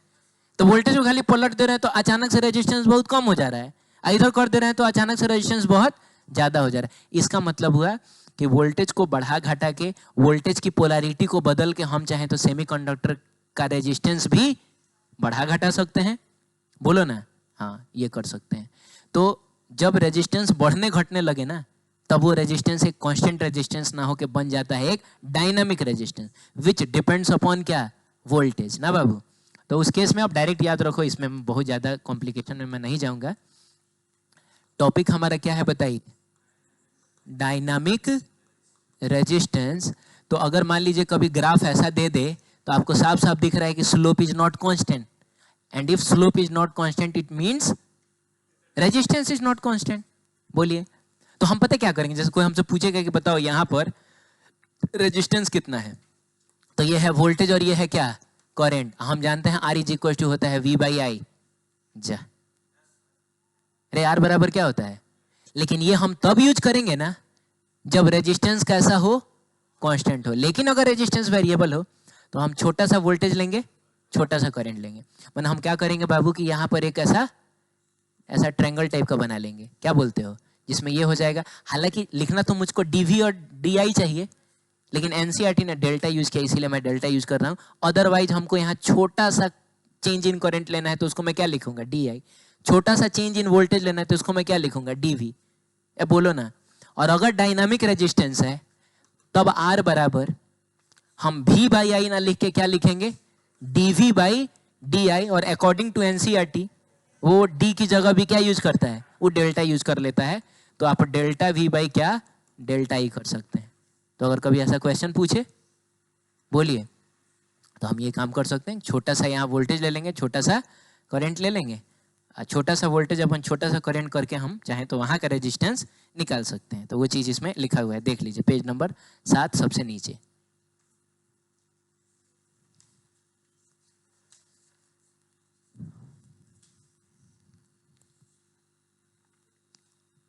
ठीक है, एक क्वेश्चन है क्या उसके बाद, छोड़ दो फालतू क्वेश्चन है। वो क्वेश्चन खाली इतना बता रहा है कि क्यों हम लोग जब पीएन जंक्शन बनाते हैं तो दुगो को सटा के काहे नहीं बनाते हैं। जवाब भी बता देता हूँ, इसलिए नहीं बनाते हैं क्योंकि कभी भी दो चीज ना एकदम स्मूथ नहीं हो सकता है। अरे बोलिए, आपको लग रहा है कि आपको लग रहा है कि मैंने दोनों हाथ हटा दिया है क्या, मेरे हाथ का ये हर पॉइंट क्या इस हाथ के हर पॉइंट से कनेक्टेड है ना बाबू। कितना भी स्मूथ होगा ना तो उसमें होगा बहुत बड़ा बड़ा गड्ढा। अगर माइक्रोस्कोपिक लेवल पर जाके देखिएगा तो ये पी इधर हो गया और एन क्या हो गया, बोलो ना, एन इधर हो गया। तो तुमको लग रहा है कि पूरा कनेक्ट हो चुका है, लेकिन पूरा कनेक्शन बस खाली यहाँ थोड़ा कनेक्टेड है, यहाँ कनेक्टेड है। तो ये अच्छा पीएन जंक्शन हुआ है। तो इसीलिए हम ऐसा करते ही नहीं है।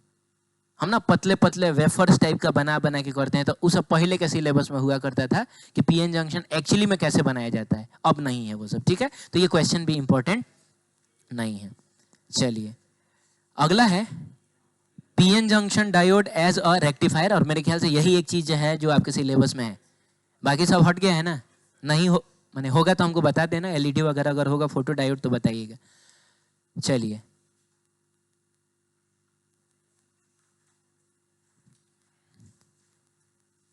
ठीक है, रेक्टिफायर जानना चाहते हैं क्या है। अच्छा उससे पहले बताइए, आप लोगों को ट्रांसफार्मर पता है, ट्रांसफार्मर पढ़े हो ना।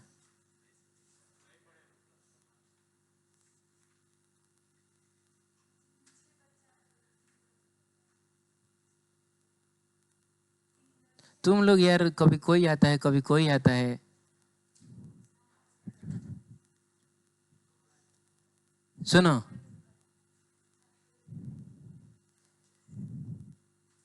सुनो अब इधर देखो, ट्रांसफार्मर पढ़ो, ट्रांसफॉर्मर, ठीक है। ट्रांसफार्मर एक ऐसा डिवाइस होता है जिसका यूज किया जाता है या तो वोल्टेज को बढ़ाने के लिए, नहीं तो वोल्टेज को घटाने के लिए, ठीक है। हमारे डेली लाइफ में हम बहुत सारे ट्रांसफार्मर का प्रैक्टिकली यूज करते हैं। जैसे एक ट्रांसफार्मर तो आपके गली के सामने होता है, उसका काम होता है 11,000 वोल्ट को कन्वर्ट करना 220 वोल्ट में, ताकि आपके घर में सप्लाई दी जा सके। कुछ बड़े बड़े ट्रांसफार्मर्स, ग्रिड वगैरह देखा होगा आपने, इधर सिंगा छापर में है, अरे इधर इधर भी तो है, क्या नाम है इसका, सागर पोखरा के पास भी तो है, वो बड़का बड़का ट्रांसफार्मर होगा, वो कन्वर्ट करता है 3,84,000 इस टाइप का कुछ होता है, वो 11 के मल्टीपल में ही आता है, देख लीजिएगा 3 लाख समथिंग को वो कन्वर्ट करता है किस में, 11,000 में। अरे बोलो ना, देखे होगे खेत उत में बड़का बड़का टावर होता है, इतना मोटा मोटा वायर होता है, उसमें लाखों वोल्ट पे करंट फ्लो कर रहा होता है, उसका उसका जो पोटेंशियल होता है वो कितना होता है, लाखों वोल्ट में होता है।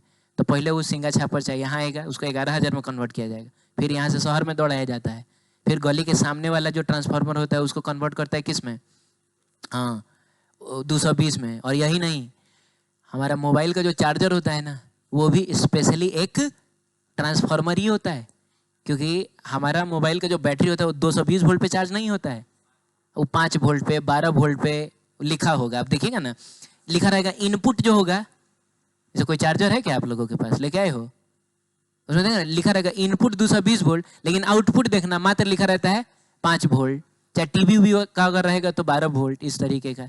तो आखिर उस 220 वोल्ट को भी 5 वोल्ट और 12 वोल्ट में कन्वर्ट करना है ना, बोलिए ना। तो इसके लिए उसमें भी देखिएगा ट्रांसफार्मर यूज होता है। ट्रांसफार्मर शक्ल से ऐसा दिखता है, इस टाइप का, उसमें आपको ढेर सारा ऐसा कॉइल टाइप का दिखेगा, ऐसा लोहा का स्ट्रक्चर होता है। तो आओ समझते हैं, पहले तो स्कीमेटिकली देखेंगे कि क्या होता है इसमें। तो बाबू एक ऐसा एक 4 दीवारी आप इसको समझ सकते हैं, 2D में मैंने बनाया है तो आपको स्क्वायर टाइप का दिख रहा होगा, लेकिन एक्चुअल में ये दीवारें क्या है, ये दीवार है, ऐसा है, ठीक है। अब एक दीवार पे ना हम लोग ऐसा कोयलिंग कर देते हैं, और इधर हम लोग एक एसी सोर्स जोड़ देते हैं, यू नो एसी सोर्स, एक बार करंट इधर से भेजेगा, एक बार करंट इधर से भेजेगा, और करंट भी पहले लगातार बढ़ेगा, बढ़ते बढ़ते मैक्सिमम होगा, फिर घटते घटते जीरो होगा, उसके बाद करंट इधर से बढ़ेगा, बढ़ते बढ़ते मैक्सिमम होगा, फिर घटते घटते जीरो होगा। इसको बोला जाता है प्राइमरी कोयल। क्या बोला जाता है, पीसी, पीसी का मतलब प्रियंका चोपड़ा नहीं है, प्राइमरी कोयल है, ठीक है। एक कॉइलिंग इधर की जाती है, बोलिए जल्दी, अरे बोलिए। और इसको भी, इसको किसी एसी सोर्स से एक्चुअली नहीं जोड़ा जाता है, यही से हम अपना काम लेते हैं, तो हमको भी एसी ही चाहिए ना, तो यहाँ जो हमको मिलेगा वो भी एक एसी सोर्स ही मिलेगा। मैंने ट्रांसफार्मर ये नहीं करता कि एसी को डीसी में बदल देगा, करता है बस वोल्टेज को कम कर देगा, अच्छा है वोल्टेज को बढ़ा देगा, दोनों काम होता है। इसको बोला जाता है सेकेंडरी कोयल। क्या बोलते हैं, तो इसके ईएमएफ को, बोलो ना बाबू, एसी चैप्टर में आप याद करिएगा, वोल्टेज को हम लोग क्या कहा करते थे, ईएमएफ कहा करते थे। तो कोई बात नहीं है, ईएमएफ बोलिए चाहे वोल्टेज बोलिए, बात बराबर ही है, तो हम लोग इसको वी ही लिख देते हैं, क्योंकि ईएमएफ वर्ड जो है वो उतना ज़्यादा फेमिलियर नहीं है। किसी से आप जाकर बोलिएगा कि ईएमएफ बहुत बढ़ गया, नहीं समझ में आएगा, लेकिन बोलिएगा वोल्टेज बढ़ गया तो उसको समझ में आएगा, तो समझ में भी तो आना चाहिए, है कि नहीं। तो इसीलिए हम इसको लिख देते हैं, क्या बोलो, इसको हम चाहे तो वीपी लिख सकते हैं। वीपी स्टैंड्स फॉर क्या, वोल्टेज ऑफ प्राइमरी कोयल, लेकिन ना इसको हम वीआई लिखते हैं। वीआई का मतलब समझ रहे हो, वोल्टेज ऑफ इनपुट सर्किट। अरे यही से ना तुम दे रहे हो, ये कौन सा सर्किट है, एक्चुअली इनपुट है, तो वीआई लिख देते हैं, वोल्टेज ऑफ इनपुट सर्किट, ठीक है। इसमें जो करंट फ्लो करेगा उसको हम लोग आगे पीए रहने दिया जाए, चलो पी ही रहने देते हैं, आई अच्छा नहीं लगेगा, आईपी ज्यादा अच्छा लगेगा। क्या, वोल्टेज ऑफ प्राइमरी सर्किट जो कि इनपुट सर्किट भी है, और यह करंट इन प्राइमरी सर्किट। चलिए इसमें बाबू जो करंट फ्लो करेगा उसको हम आईएस कहते हैं। आईएस स्टैंड्स फॉर क्या, करंट इन सेकेंडरी सर्किट, और हमको इसी करंट से यूज करना होता है, और इसको हम लोग वीएस कहते हैं, वोल्टेज इन सेकेंडरी सर्किट, सही है। चलिए अब सुनिए, इसमें जो नंबर ऑफ टर्न्स हैं, चलिए उनको एनपी कह दिया जाए, number of turns in primary circuit coil, है कि नहीं? इसको हम लोग क्या कह देते हैं? एनएस कह देते हैं, number of turns in second, number of turns of coil of secondary circuit, ऐसा बोल सकते हैं। और यही अलग अलग होता है, और एक्चुअली इसी के अलग अलग होने से ना वोल्टेज भी बढ़ता घटता है। कैसे समझते हैं? सुनिए ध्यान से। इधर से कुछ करंट आया, अब करंट मान लो कि आके ऐसे ऐसे घूम रहा है, अब इसकी वजह से मैग्नेटिक फील्ड ना आएगा? क्या बात करते हो? करंट ऐसे घूम रहा है तो मैग्नेटिक फील्ड नहीं आएगा। अब मान लो कि इसके अंदर ना बाबू टोटल, कुछ बोलो ना अपने से, 10 गो मैग्नेटिक फील्ड लाइन आया। कितना आया? 10 गो। तो बताओ एक लूप से कितना फ्लक्स? 10 फ्लक्स। अरे बोलो ना। तो मान लो एक लूप से जो फ्लक्स आया उसको कह दिया गया फाई, तो net flux in primary coil कितना होगा? तो एनपी इंटू फाई। क्यों? एक कॉइल से ना फाई गया है, और टोटल कितने नंबर ऑफ टर्न्स है? एनपी। तो हम एक कॉइल के, एक कॉइल बोल रहा हूं, एक लूप के फ्लक्स को मल्टीप्लाई कर देंगे टोटल नंबर ऑफ टर्न से, तो हमको net flux through this primary coil मिल जाएगा। बोलिए, अब सुनिए ध्यान से। ये जो चीज होता है ये सॉफ्ट आयरन का बना होता है, आप देख भी सकते हैं। सॉफ्ट आयरन जिसमें जंक लगता है, स्टील जिसमें जंक नहीं लगता है, दोनों आयरन ही होता है। तो सॉफ्ट आयरन का बना होता है, और सॉफ्ट आयरन एक फेरोमैग्नेटिक मटेरियल होता है, पढ़ा है हम लोगों ने। और फेरोमैग्नेटिक मटेरियल को मैग्नेटिक फील्ड से बहुत प्यार है, वो बहुत दूर दूर से मैग्नेटिक फील्ड खींच के लाता है। याद है, देखा था हम लोगों ने। तो तुमको क्या लग रहा है, दूर दूर से ही मैग्नेटिक फील्ड खींच के लाता है, तो अपने मैग्नेटिक फील्ड कोई कहीं जाने देगा क्या? तो नहीं जाने देगा। ये अपने ही अंदर इसको क्या करेगा? घुमा देगा। समझ रहे हो? कोई मैग्नेटिक फील्ड इधर उधर नहीं जाएगा। क्लियर है? अब ये मैग्नेटिक फील्ड बाबू मेरे घूमते घूमते इसमें भी तो जाएगा। तो तुम बताओ, इसके अगर एक लूप से 10 गो मैग्नेटिक फील्ड गया था, अब गिनने मत लगना कि सर 3 को दिख रहा है, हाँ कितना गया था? तो इसके भी एक लूप से कितना जाएगा? 10 को जाएगा। यानी इसके एक लूप से फ्लक्स अगर फाई है, तो इसके भी एक लूप से फ्लक्स कितना जाएगा? फाई ही जाएगा। सही है? तो आप मुझको बताइए। अच्छा हाँ, फिर उसके बाद क्या होगा कि ये लोग फिर अपना वापस भी आ जाएंगे, क्योंकि हमने पढ़ा है कुछ भी हो जाए, लेकिन मैग्नेटिक फील्ड लाइंस को क्या करना होता है? क्लोज लूप बनाना होता है। तो हो गया, बन गया क्लोज लूप, और कोई मैग्नेटिक फील्ड बाहर नहीं गया, सब अंदर अंदर रह गया। तो मैं अगर तुमसे पूछूं कि फ्लक्स इन सेकेंडरी कॉइल कितना होगा, तो एन एस इंटू कितना? फाई होगा। ऐसा हो जाएगा। अब सुनिए, वोल्टेज कितना होगा? तो वोल्टेज को हम लोग ईएमएफ भी बोलते हैं, और फैराडेज एंड लेंज लॉ में हमने पढ़ा है कि ईएमएफ जो होता है वो होता है minus D phi by D T. याद आया? अरे बोलो ना। तो ईएमएफ को आजकल हम लोग माने यहाँ पे हम लोग वोल्टेज ना बोल रहे हैं। तो अगर मैं आपसे पूछूं कि बताइए वोल्टेज ऑफ प्राइमरी कॉइल कितना होगा, तो minus of D phi P by D T. अब मैं पूछूं कि वोल्टेज इन सेकेंडरी कॉइल कितना होगा, तो क्या बोलिएगा? Minus of D phi S by D T, ऐसा बोलिएगा। सही है? अच्छा अब सुनिएगा, फाई पी की जगह पे हम क्या लिखेंगे? N P into phi. तो देखिए V P is equal to हो गया minus of D N P into कितना? फाई, और डिवाइडेड बाई डी टी। बोलिए। अच्छा वी एस बताइए कितना हो जाएगा? V S minus of D, और फाई एस की जगह पे लिखेंगे एन एस इंटू फाई, और डिवाइडेड बाई कितना? D T. बोलिए।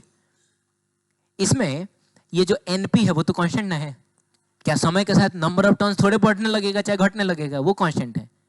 फाई कांस्टेंट है क्या? नहीं। सुनिए एक मिनट, ये करंट क्या कांस्टेंट करंट है? तो ये करंट समय के साथ बढ़ेगा और घटेगा, और बढ़ेगा क्या घटेगा कि अपना डायरेक्शन भी चेंज करेगा। तो अगर करंट बढ़ घट रहा है तो अंदर का मैग्नेटिक फील्ड भी बढ़ेगा घटेगा। अरे यार, अभी 10 गो है, थोड़ी देर के बाद 8 गो भी हो जाएगा, थोड़ी देर बाद 4 गो भी। ये अलग बात है कि इसमें 4 गो होगा तो इसमें भी 4 गो होगा। जगह के लिए कांस्टेंट है, इसमें 4 तो उसमें भी 4, लेकिन समय के साथ तो कांस्टेंट नहीं ना है। तो ये चीज वेरिएबल है, तो ये रह जाएगा अंदर, लेकिन ये निकल जाएगा बाहर। एनएस जो है वो कांस्टेंट है। अरे number of turns in secondary coil constant है, बाहर निकलेगा, लेकिन फाई अंदर आ जाएगा। तो बाबू अगर इसको और ढंग से लिखा जाए तो हम ऐसे लिख सकते हैं, कैसे लिख सकते हैं? वीपी बराबर क्या, बोलो, minus of N P R D phi by D T. आही देखिए वी एस बराबर कितना हो जाएगा, minus of N S D phi by D T. अभी क्या करें, दोनों को डिवाइड कर दिया जाए, तो बताइए वीपी बाई वी एस कितना होगा।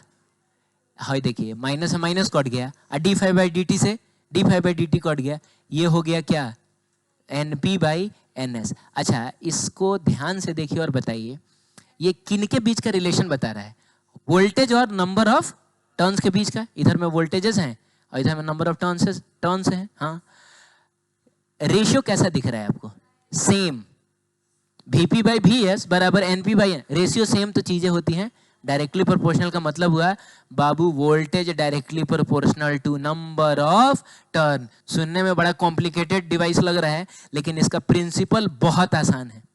अगर आपको वोल्टेज डबल करना है आप नंबर ऑफ टर्न डबल कर दीजिए, बोलिए ना, वोल्टेज आधा करना है आप नंबर ऑफ टर्न आधा कर दीजिए। अरे बोलिए, अब जैसे मान लीजिए कि 11,000 वोल्ट है, उसको हमको कन्वर्ट करना है किसमें, 220 में ना बाबू। चलिए इसके लिए एग्जांपल देखते हैं। मान लो कि ये कोई ट्रांसफार्मर है, अब इधर से भेजा गया कितना,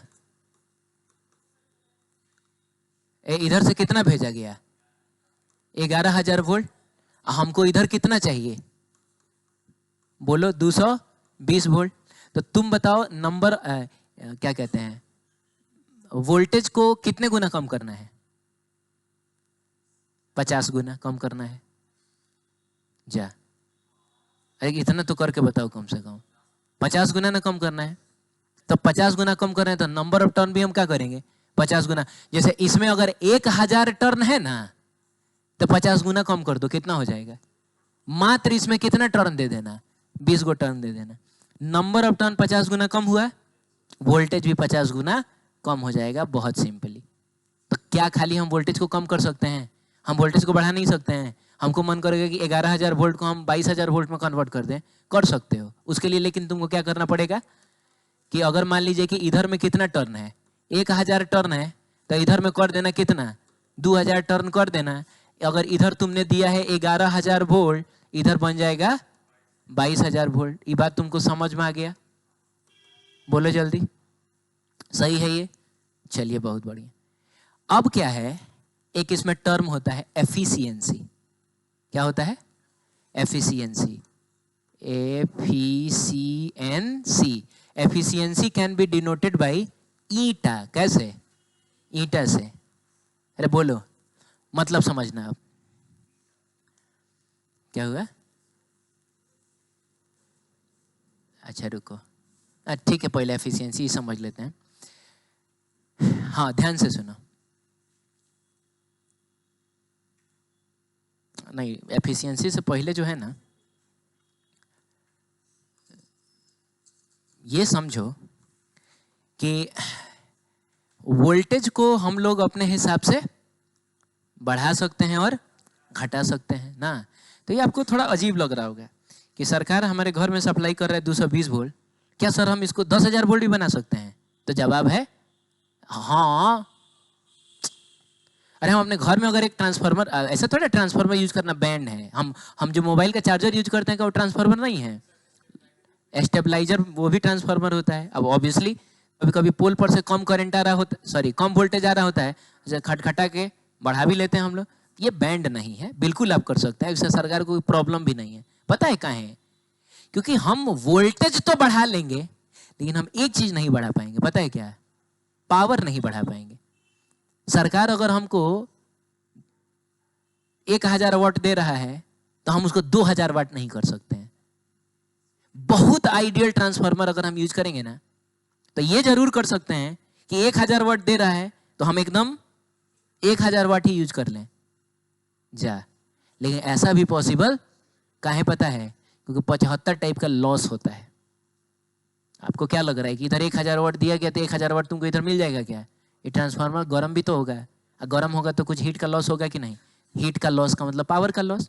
पावर होता क्या है, हीट पर यूनिट टाइम, हर सेकंड कितना हीट लॉस हो रहा है, ये चीज पावर बनेगा ना। तो अगर हम आइडियल ट्रांसफार्मर की बात करें, किसकी बात करें, आइडियल ट्रांसफार्मर की बात करें ना तो उसमें एक चीज होता है कि इनपुट पावर बराबर होता है किसके, आउटपुट पावर के। अगर ट्रांसफार्मर आइडियल नहीं है तो हमेशा आउटपुट पावर इनपुट पावर से कम ही आएगा। या बोलिए हाँ। अच्छा, तो पावर का फॉर्मूला होता है V इंटू आई, पढ़ा है हम लोगों ने। तो इनपुट हमको इधर ही से ना मिल रहा है, अरे इनपुट यही ना है, तो VP इंटू IP लिखेंगे। हम लिखेंगे VP इंटू कितना बराबर, जाते जाते आप इसका पेपर भी ले जाइएगा, ठीक है। और ये हो जाएगा VO इंटू कितना IO। अब तुम बताओ VP बाई VO कितना हो जाएगा, IO बाई IP। नहीं समझे? अभी थोड़ी देर पहले हमने देखा कि VP बाई VO जो होगा, अच्छा सॉरी हम लोग वो थोड़े लिख रहे हैं, इसको एस से ना दिखा रहे हैं, मैंने आउटपुट ना बोल के हम इसको सेकेंडरी दिखाए। चलो कोई बात नहीं, लिख लेते हैं हम लोग। हाँ, तो ये हो जाएगा VS और क्या IS, और यहां पर भी देखा जाए तो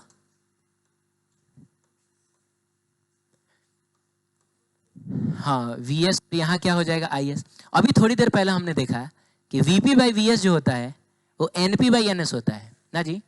तो हम चाहें तो इसकी जगह पे लिख सकते हैं NP बाई क्या NS, लेकिन इधर क्या है IS बाई IP। आप बताइए रेशियो सेम कि उल्टा। अब इफ रेशियो इज उल्टा, रिलेशन इज इनवर्सली प्रोपोर्शनल का मतलब हुआ करेंट इनवर्सली प्रोपोर्शनल टू क्या होगा, नंबर ऑफ टर्न। इसका मतलब ये हुआ कि अगर आप वोल्टेज को बढ़ाइएगा करंट अपने आप कम हो जाएगा, पावर आपको उतना ही मिलेगा। इसलिए सरकार को कोई प्रॉब्लम नहीं, आप चाहें तो वोल्टेज बढ़ा भी सकते हैं और वोल्टेज को घटा भी सकते हैं, लेकिन वोल्टेज घटाइएगा तो करंट बढ़ जाएगा। बोलिए जल्दी। तो ऐसा कुछ कहानी है। तो ये रिलेशन क्या हम हमेशा यूज कर सकते हैं? नहीं। ये रिलेशन हम तभी यूज करेंगे जब ट्रांसफार्मर कैसा हो, आइडियल हो। जब इनपुट पावर और आउटपुट पावर बराबर हो, तब बोलेंगे कि करंट एकदम इनवर्सली प्रोपोर्शनल होता है नंबर ऑफ टर्न के। लेकिन क्या ये रिलेशन हम हमेशा यूज कर सकते हैं? हाँ, ये आइडियल ट्रांसफार्मर हो, प्रैक्टिकल ट्रांसफार्मर हो, सही है, सबके लिए यूज हो जाएगा, ठीक है। हाँ, अब हम आते हैं एफिशिएंसी पे। किस पे आते हैं? Efficiency. Efficiency which is denoted by क्या, ईटा। ईटा, ईटा बोला जाता है इसको, है ना। ये हम लोगों ने 11th क्लास में कहाँ कोफिशिएंट ऑफ विस्कोसिटी पढ़ा था, जब ईटा से ही डिनोट किया था। ईटा से मार के कपार फोड़ देंगे तुम लोग, कोई बात नहीं है, ठीक। अब सुनो, और तुम खुद बताना मुझको कि इस ट्रांसफार्मर की एफिशिएंसी कितनी होगी, खुद बताना। मान लो एक ऐसा ट्रांसफार्मर है, बोलो, जिसमें 50 वाट पावर दिया सरकार ने, चाहे 50 वाट पावर दिया गया, हमको इधर 40 वाट पावर मिल पाया। जाहिर सी बात है 10 वाट, अरे अच्छा 50 वाट का मतलब क्या हुआ, एक सेकंड में 50 जूल दिया गया, हम एक सेकंड में बस 40 जूल ही यूज कर पाए। का मतलब क्या हुआ कि उसे एक सेकंड में 10 जूल लॉस हो गया होगा। बहुत सारा चीज होता है, पढ़ेंगे उसके बारे में भी, कितने टाइप के लॉसेस होते हैं, है ना। तो बताना है आपको ये कि इस ट्रांसफार्मर की एफिशिएंसी आपको क्या लग रहा है कितना परसेंट है, कितना परसेंट एफिशिएंट है ये? 90%। 50 में 40, 50 नंबर का टेस्ट हुआ, 40 नंबर है, तुमको 90% नंबर आ गया है। मैथ का इज्जत ले लेता है सब। 50 का 40 तो 100 का 80 ना होता है। ये ट्रांसफार्मर बाबू 80% एफिशिएंट है। इसका मतलब हुआ एफिशिएंसी का फॉर्मूला आप अपने से डिराइव कर सकते हैं। आप बताइए 80% आपको मिलेगा कैसे? तो सबसे पहले ऊपर में आपको क्या रखना होगा है जो हमको मिल रहा है, नीचे में जितना दिया गया है, और मल्टीप्लाई करना होगा 100 से।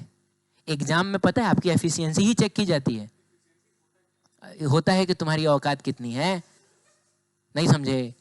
किसी एग्जाम में अगर मान लो 50 नंबर का है, तुमको 40 नंबर मिला, तो तुम कितने एफिशिएंट स्टूडेंट हो, तुम कितने परसेंट एफिशिएंट आदमी हो? 80%। मैंने 20% मक्कारी की है तुमने साल भर, यही ना है कि हम तुमको पढ़ा दिए 50 नंबर लाए, ले आ रहे हो 40 नंबर। बात समझ रहे हो? हाँ हाँ, तो इसका फॉर्मूला बताओ कैसे डिराइव्ड होगा। अरे ऊपरवा में क्या लिखेंगे? तो कौन सा पावर? Output power. तो आउटपुट पावर नीचे में क्या लिखेंगे? Input power. और मल्टीप्लाई करेंगे किससे? 100 से। तो this is efficiency of transformer.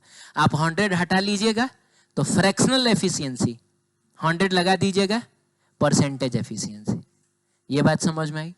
दो टाइप का ट्रांसफार्मर पढ़ते हैं, एक होता है स्टेप अप और एक होता है, नामे से समझ में आ गया होगा, स्टेप अप ट्रांसफार्मर में वोल्टेज बढ़ाएंगे, स्टेप डाउन में वोल्टेज घटाएंगे ना बाबू। स्टेप अप ट्रांसफार्मर में सेकेंडरी कॉइल का नंबर ऑफ टर्न उधर वाले का ज्यादा होगा तब ना वोल्टेज बढ़ेगा। प्राइमरी कॉइल का नंबर ऑफ एन सही है ना, हाँ, कम होगा। लेकिन स्टेप डाउन में सेकेंडरी कॉइल का नंबर ऑफ टर्न कम होगा। Number of turn of secondary coil is कम than number of turn of primary coil. ये बात समझ में आया? चलिए, उसके बाद हमको देखना होता है, बहुत सारा लॉस होता है इसमें। क्या होता है? बहुत सारा लॉस होता है। आइए बारी बारी से हम लोग देखते हैं। तो सबसे पहला लॉस जो होगा उसको हम लोग क्या बोलेंगे पता है? आई स्क्वायर आर लॉस। कौन सा लॉस? या इसको हम लोग कॉपर लॉस भी बोलते हैं। क्या बोलते हैं? कॉपर लॉस भी बोलते हैं। ये क्या होता है?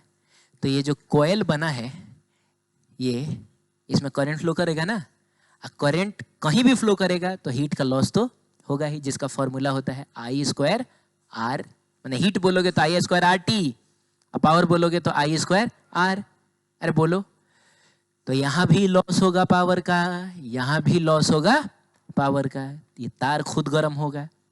तो इसके लिए हम लोग ऐसा मटेरियल यूज करेंगे जो अच्छा कंडक्टर हो, जिसमें लॉस कम से कम हो, उसका रेजिस्टेंस कम से कम हो। क्या बोलते हो? आई स्क्वायर आर का मतलब क्या हो गया कि रेजिस्टेंस कम होगा तो लॉस भी कम होगा। तो सबसे कम रेजिस्टेंस वाला मटेरियल कौन है? चांदी। हाँ, तो चांदी लगाओ ट्रांसफार्मर में तो शाम में लगाओगे सवेरे गायब रहेगा। तो महंगा है और उसका बहुत मेल्टिंग पॉइंट भी कम होता है, इसलिए चांदी वांदी जनरली हम लोग यूज। लेकिन चांदी से थोड़ा सा ही जाओगे, हाँ, कॉम्प्रोमाइज करोगे तो कॉपर होता है। तो हम कोशिश करेंगे हम ट्रांसफार्मर में कौन सा तार यूज करें? कॉपर तार यूज करें। जाहिर सी बात है इस ट्रांसफार्मर में भी कॉपर यूज किया गया है। ससुरा खराब ट्रांसफार्मर दिया है, इसमें एल्यूमिनियम यूज किया है। खैर कोई बात नहीं है, मतलब अच्छा ट्रांसफार्मर लगाना होगा तो क्या यूज होगा? कॉपर यूज होगा। तो पहला लॉस ये हो गया। दूसरा लॉस होता है बाबू फ्लक्स लीकेज वाला। क्या होता है? Flux leakage. इसका भी लीकेज हो जाता है। कैसे बता रहा हूं? अब मान लो कि इधर से मैंने क्या कहा कि 10 गो क्या बताओ मैग्नेटिक फील्ड आया, बोलो ना। लेकिन अगर ये एक बहुत अच्छा फेरोमैग्नेटिक मटेरियल नहीं होगा ना, तो हो सकता है कि कहीं कॉर्नर और से टकरा के कुछ जो है वो बाहर निकल जाए। नहीं समझे ना? बाकी मान लो कि ठीक है 2 गो बाहर निकल गया, क्या हुआ बताओ? 2 गो बाहर। ऐसा नहीं है कि बाहर निकल गया तो लौट के नहीं गया, तो बाहर से लौट के आएगा। अब बाकी 8 गो जो है वो इसमें जाएगा। आप समझ रहे हैं? तो आप मुझको बताइए कि इलेक्ट्रिक फील्ड के अंदर इलेक्ट्रिकल एनर्जी स्टोर होता है, मैग्नेटिक फील्ड के अंदर मैग्नेटिक एनर्जी स्टोर होता है। तो कुछ मैग्नेटिक फील्ड के बाहर निकल जाने का मतलब हुआ कुछ एनर्जी ना बाहर निकल गया, यानी इधर उतना एनर्जी आपको नहीं मिल पाएगा। आप समझ रहे हैं? तो इसके लिए हम लोग कोशिश करेंगे कि हम ऐसा मटेरियल लें जो कि बहुत बढ़िया फेरोमैग्नेटिक मटेरियल हो, मतलब वो एकदम बाहर जाने ही ना दे। अब बोलो ना, हालांकि 100% बाहर ना जाने दे ऐसा तो कोई मटेरियल नहीं है। वो कितना भी आयरन लोगे, अरे बोलो ना, तो 1000 गो फील्ड में से 2-4-5 गो तो बाहर निकलेगा ही ना। तो इसके रिमूवल के लिए हम लोग क्या करेंगे? तो हम लोग सॉफ्ट आयरन इस्तेमाल करेंगे, क्योंकि वो मैग्नेटिक फील्ड को जनरली बाहर जाने नहीं देगा। तो एक दूसरा लॉस हो गया। एक तीसरा लॉस होता है, कौन सा लॉस होता है? एडी करंट वाला लॉस। एडी करंट आपको याद है? एडी करंट क्या होता था कि किसी भी मेटल के अंदर अगर आप मैग्नेटिक फील्ड चेंज करिएगा, याद है वो पढ़ा था हम लोगों ने, ऐसे ऐसे हम लोग कर रहे थे। जैसे मान लीजिए कि ये मेटल का बना होता और 2 गो मैग्नेट यहाँ होता और हम इसको ऐसे लेके आते हैं, तो जैसे जैसे लेके आ रहे हैं इसके अंदर मैग्नेटिक फील्ड बढ़ रहा है, फिर मैग्नेटिक फील्ड घट रहा है, मैग्नेटिक फील्ड बढ़ रहा है, घट रहा है। कोई भी लूप कभी नहीं चाहता है कि उसके अंदर आप मैग्नेटिक फील्ड को चेंज करिए। अरे बोलिए ना, पूरा इलेक्ट्रोमैग्नेटिक इंडक्शन इसी प्रिंसिपल पर बेस्ड है। वो तुरंत अपने अंदर क्या पैदा कर लेगा, करंट पैदा कर लेगा। अब चूंकि ये एक प्लेट टाइप की चीज मान लीजिए, पूरा बल्क है, तो इसमें कितना लूप है, इसमें तो इनफाइनाइट लूप ना है। तो अगर आप इस मटेरियल को ऐसे ऐसे कर रहे थे, अरे बोलो, तो इसके इनफाइनाइट लूप्स में करंट आ जाएगा, जिसको बोला जाता था एडी करंट, याद है। तो यहां पर भी देखो वही होता है, ये जो करंट जा रहा है इधर से, चाहे जो करंट इधर आपको मिल रहा है, ये करंट लगातार बदल रहा है। करंट बदलेगा तो ये मैग्नेटिक फील्ड भी बदलेगा, कभी ऊपर से कभी नीचे से, कभी ज्यादा तो कभी कम। अब मटेरियल के अंदर अगर मैग्नेटिक फील्ड बदले तो मटेरियल के अंदर करंट पैदा हो जाता है। अरे बोलो, तो ये जो मटेरियल है जिसके ऊपर आपने लपेटा है, वो इस चेंजिंग मैग्नेटिक फील्ड की वजह से लगातार क्या होगा, गर्म होगा। अरे यार, अरे ईडी करंट ना आ गया, ईडी करंट आ गया। वो इस तार वाला करंट की बात नहीं कर रहा हूं मैं, वो मटेरियल के अंदर पैदा हो जाएगा, तो उस एडी करंट की वजह से भी लॉस होगा ऑब्वियसली। तो उसके लिए हम लोग पता है क्या करते हैं, हम पूरा एक ही बल्क स्ट्रक्चर ना लेके ना प्लेट्स लेते हैं। लेमिनेशन पढ़ा था हम लोगों ने, आप ध्यान से देखिए। तो ये जो ट्रांसफार्मर है, कहने के लिए तो हम एक को पूरा सॉलिड नहीं ले सकते थे, लेकिन आप ध्यान से देखिए ये बना किससे है, कई सारे प्लेट से। देखो एगो प्लेट यहाँ है, एगो प्लेट यहाँ है, और हर दो प्लेट के बीच में एक इंसुलेटिंग मटेरियल होगा। या तो इसको पेंट कर दिया जाएगा इंसुलेटर के, मतलब इंसुलेटर की कोटिंग कर दी जाएगी, ना तो पतला सा कागज टाइप का कुछ बिछा दिया जाएगा, ताकि बाबू एक प्लेट और दूसरे प्लेट के बीच में अगर गैप आ गया तो बड़ा बड़ा ईडी करंट पैदा नहीं हो पाएगा। जो होगा वो कैसा होगा, छोटा छोटा। ये बताया है मैंने। तो ईडी करंट वाला एक लॉस हो गया ये, ठीक है। एक और लॉस होता है हिस्टेरेसिस लॉस। क्या होता है, पेपर लेके चल लीजिएगा, उसमें सब लिखा होगा प्रॉपरली बढ़िया से। वो होता है हिस्टेरेसिस लॉस, हिस्टेरेसिस लिखा हुआ है, ठीक है। हिस्टेरेसिस लॉस मैं आपको बता देता हूँ। ये हम लोग एक लूप पढ़े थे, पता नहीं आपको याद आ रहा है कि नहीं, मैग्नेटिज्म एंड मैटर में ये वाला ऐसा पढ़ा था, इसको हिस्टेरेसिस कर्व बोला गया था। तो होता ये था कि एक बार हम किसी भी मटेरियल को इधर की तरफ मैग्नेटाइज करते थे, और फिर एक बार हम लोग इधर की तरफ मैग्नेट करते थे। वही काम तो यहाँ भी हो रहा है ना। जब मैग्नेटिक फील्ड ऊपर होगा तो उस मटेरियल को कहाँ मैग्नेटाइज करेगा, ऊपर। और जब करंट अपना डायरेक्शन बदलेगा और मैग्नेटिक फील्ड नीचे होगा, तो अब इसको नीचे मैग्नेटाइज। तो कभी नीचे मैग्नेटाइज हो रहा है, कभी ऊपर मैग्नेटाइज हो रहा है, कभी नीचे हो रहा है, कभी ऊपर हो रहा है। बोलिए ना, तो कभी मैग्नेटिक डाइपोल मूवमेंट को कहाँ होना है, ऊपर होना है, बोलिए। तो कभी अब इनको घूम के कहाँ जाना है। अब आप बताइए, किसी भी एटम या मॉलिक्यूल को कभी इधर घूमना है, कभी इधर घूमना है, कभी इधर घूमना है, कभी, इसमें भी तो एनर्जी का लॉस होगा। तो ये है हिस्टेरेसिस लॉस। और हिस्टेरेसिस लॉस ना हो या कम हो ना, तो कभी भी नहीं होगा, लेकिन क्या हो, कम हो। उसके लिए हम एक ऐसा मटेरियल यूज करेंगे जिसमें इस कर्व का एरिया बहुत कम हो, बताया था मैंने। और सबसे कम एरिया वाला मटेरियल कौन सा होता है, सॉफ्ट आयरन। कौन सा होता है, तो सॉफ्ट आयरन यूज करने का दो फायदा हो गया। पहला फायदा कौन सा हो गया, नहीं नहीं नहीं नहीं, एक मिनट रुकिए, ये फ्लक्स लीकेज जो है ना, नहीं नहीं नहीं, ठीक है फ्लक्स लीकेज सॉफ्ट आयरन सही है, लेकिन इसका रिमूवल का दूसरा तरीका है। वो चीज मैं मिस कर गया, बता देता हूं अभी। ये सॉफ्ट आयरन एक्चुअली इसमें ज्यादा फायदेमंद होगा। सॉफ्ट आयरन इसलिए यूज किया जाता है क्योंकि वो आसानी से मैग्नेटाइज भी होता है, आसानी से ये आसानी से घूमता है। तो जितना आसानी से घूमेगा उतना कम एनर्जी खर्च करेगा, जितना मुश्किल से घूमेगा उतना ज्यादा एनर्जी खर्च करेगा। हाँ, इसका उपाय मैं बताता हूँ, सॉरी, इसका उपाय दूसरा है, वो बताता हूँ मैं। इसका उपाय ये है कि फ्लक्स ना लीक करे, और जितना इसमें जा रहा है ठीक उतना ही इसमें जाए। उसका उपाय ये है कि आप ऐसा स्ट्रक्चर ले लीजिए, इस टाइप का। आप समझ रहे हैं, बताइए इसमें कितना दीवार हो गया, 1 2 और 3 दीवार हो गया। अरे बोलो ना। हाँ, और करना यह है कि प्राइमरी कॉइल को इस पे लपेट दो, नहीं समझे, और सेकेंडरी कॉइल को भी इसी पे लपेट दो, ये देखो सेकेंडरी कॉइल हो गया। अब क्या होगा पता है, प्राइमरी कॉइल में अगर 10 गो होगा ना, कंफर्म है कि सेकेंडरी कॉइल में भी, क्योंकि एक के ऊपर दूसरा लपेटा हुआ है। हे भगवान, तो अब बाकी उधर कुछ भी हो कोई फर्क, जितना प्राइमरी में उतना सेकेंडरी में तो जा रहा है ना। अरे बोलो ना, हाँ ऐसा जा रहा है। तो ये उपाय है इसका, फ्लक्स लीकेज का। बोलो हाँ, हालांकि फेरोमैग्नेटिक मटेरियल होना चाहिए, वो गलती से मैंने सॉफ्ट आयरन बता दिया, लेकिन सॉफ्ट आयरन का यहाँ भी यूज होगा, ऐसा नहीं है। अरे फेरोमैग्नेटिक मटेरियल रहेगा तब ना अपने अंदर ही फिर वापस बुला के लाएगा। अरे बोलिए, तो ये चीज़ है, तो ये सब आप देखिएगा उसमें लिखा होगा। अच्छा एक चीज़ मैं अपने तरफ से और बोनस बता देता हूँ कि आप सोच रहे होंगे कि सर जब मान लीजिए लपेटा इसी पर गया तो बाकी ये सब का क्या यूज है। तो ऐसा भी हो सकता था कि वो काम करते एगो डंडा ले लेते हैं, एगो इधर लपेट देते हैं, एगो इधर लपेट देते हैं, काम चल जाता है। काय के लिए बीच इधर भी और इधर भी लगाया गया है ना बाबू। आप ध्यान से देखिए तो ये ऐसे ही बना है, कहाँ गया, हाँ ध्यान से देखो तो 4 दीवारें आपको दिखाई दे रही हैं, लेकिन क्या दीवारों पे लपेटा गया है, बीच में भी एक दीवार होगा और उस दीवार पे लपेटा गया है। आप देखिएगा 4 गो टर्मिनल होगा, एगो ये देखो 2 गो दिखा, ये 3 गो और ये क्या, तो इसी में से 2 गो जो है वो प्राइमरी है, 2 गो कौन है, सेकेंडरी है। बोलो ना, हाँ। तो ऐसा इसलिए नहीं किया जाता है ना, क्योंकि अगर मान लीजिए ऐसा सिचुएशन रहा तो जो मैग्नेटिक फील्ड जाएगा वो कहाँ से होके आएगा, एनवायरनमेंट में से होके आएगा। मैग्नेटिक फील्ड कहाँ से होके आएगा, एनवायरनमेंट में से होके आएगा। और मैग्नेटिक फील्ड कुछ भी कहिए अगर बहुत अच्छे अमाउंट में हमको मिल जाए तो वो हमारे लिए भी खतरनाक होता है। हमारे अंदर भी तो चार्जेस हैं, अरे आयंस हैं भाई, हम लोग भी नमक वमक खाते हैं, Na टूटता है, Cl टूटता है, सब है कि नहीं।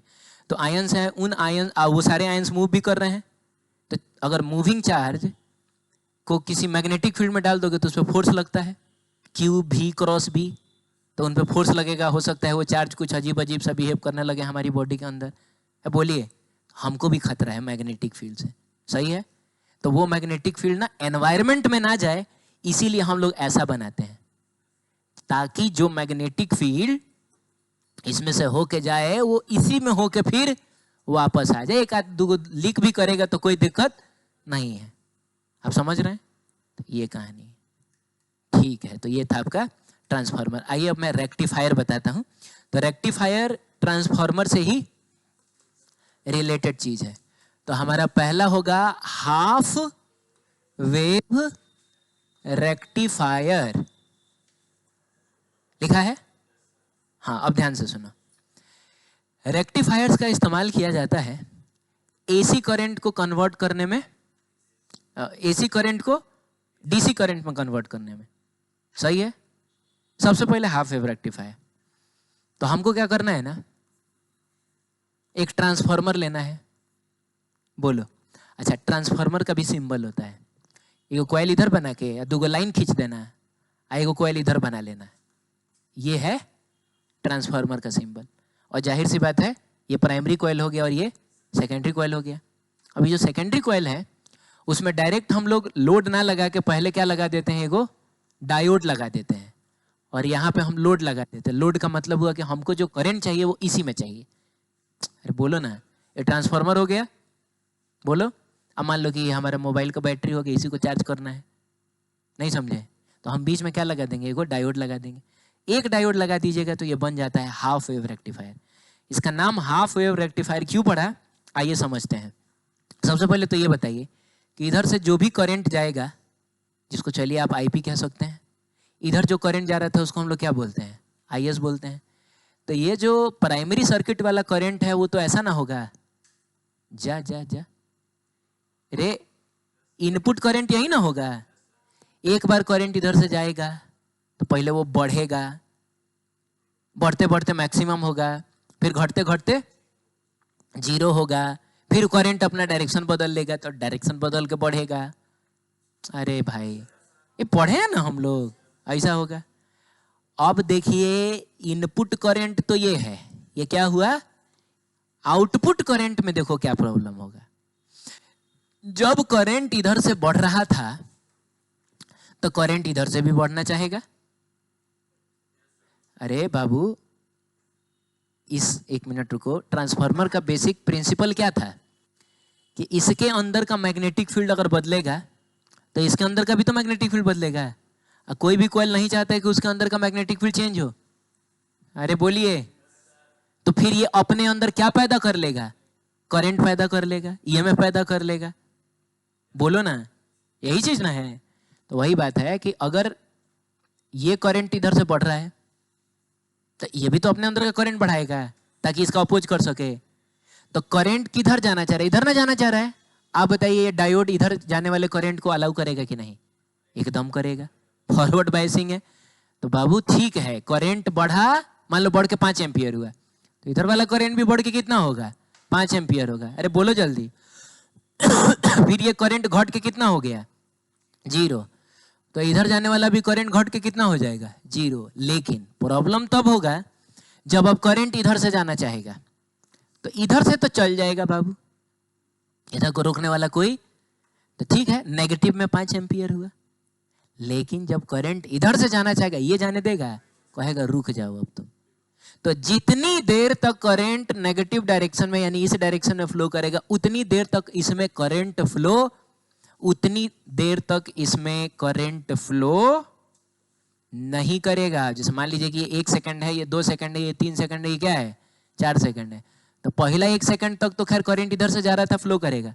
लेकिन अगले 1 सेकंड तक करंट इधर से ना जाना चाह रहा है, नहीं जाने देगा। अगले 1 सेकंड तक करंट की वैल्यू कितनी होगी?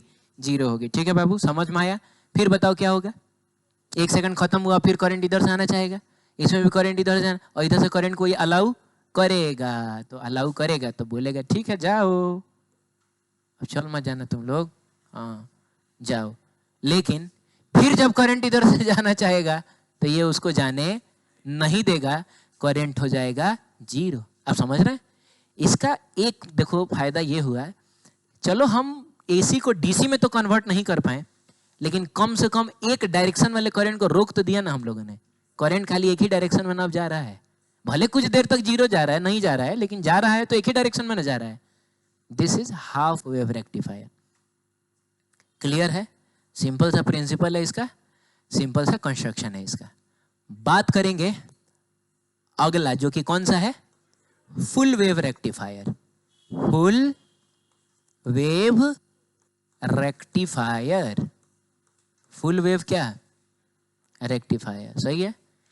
चलो देखो इसमें क्या होता है। अच्छा, इसको हाफ वेव रेक्टिफायर क्यों बोला गया?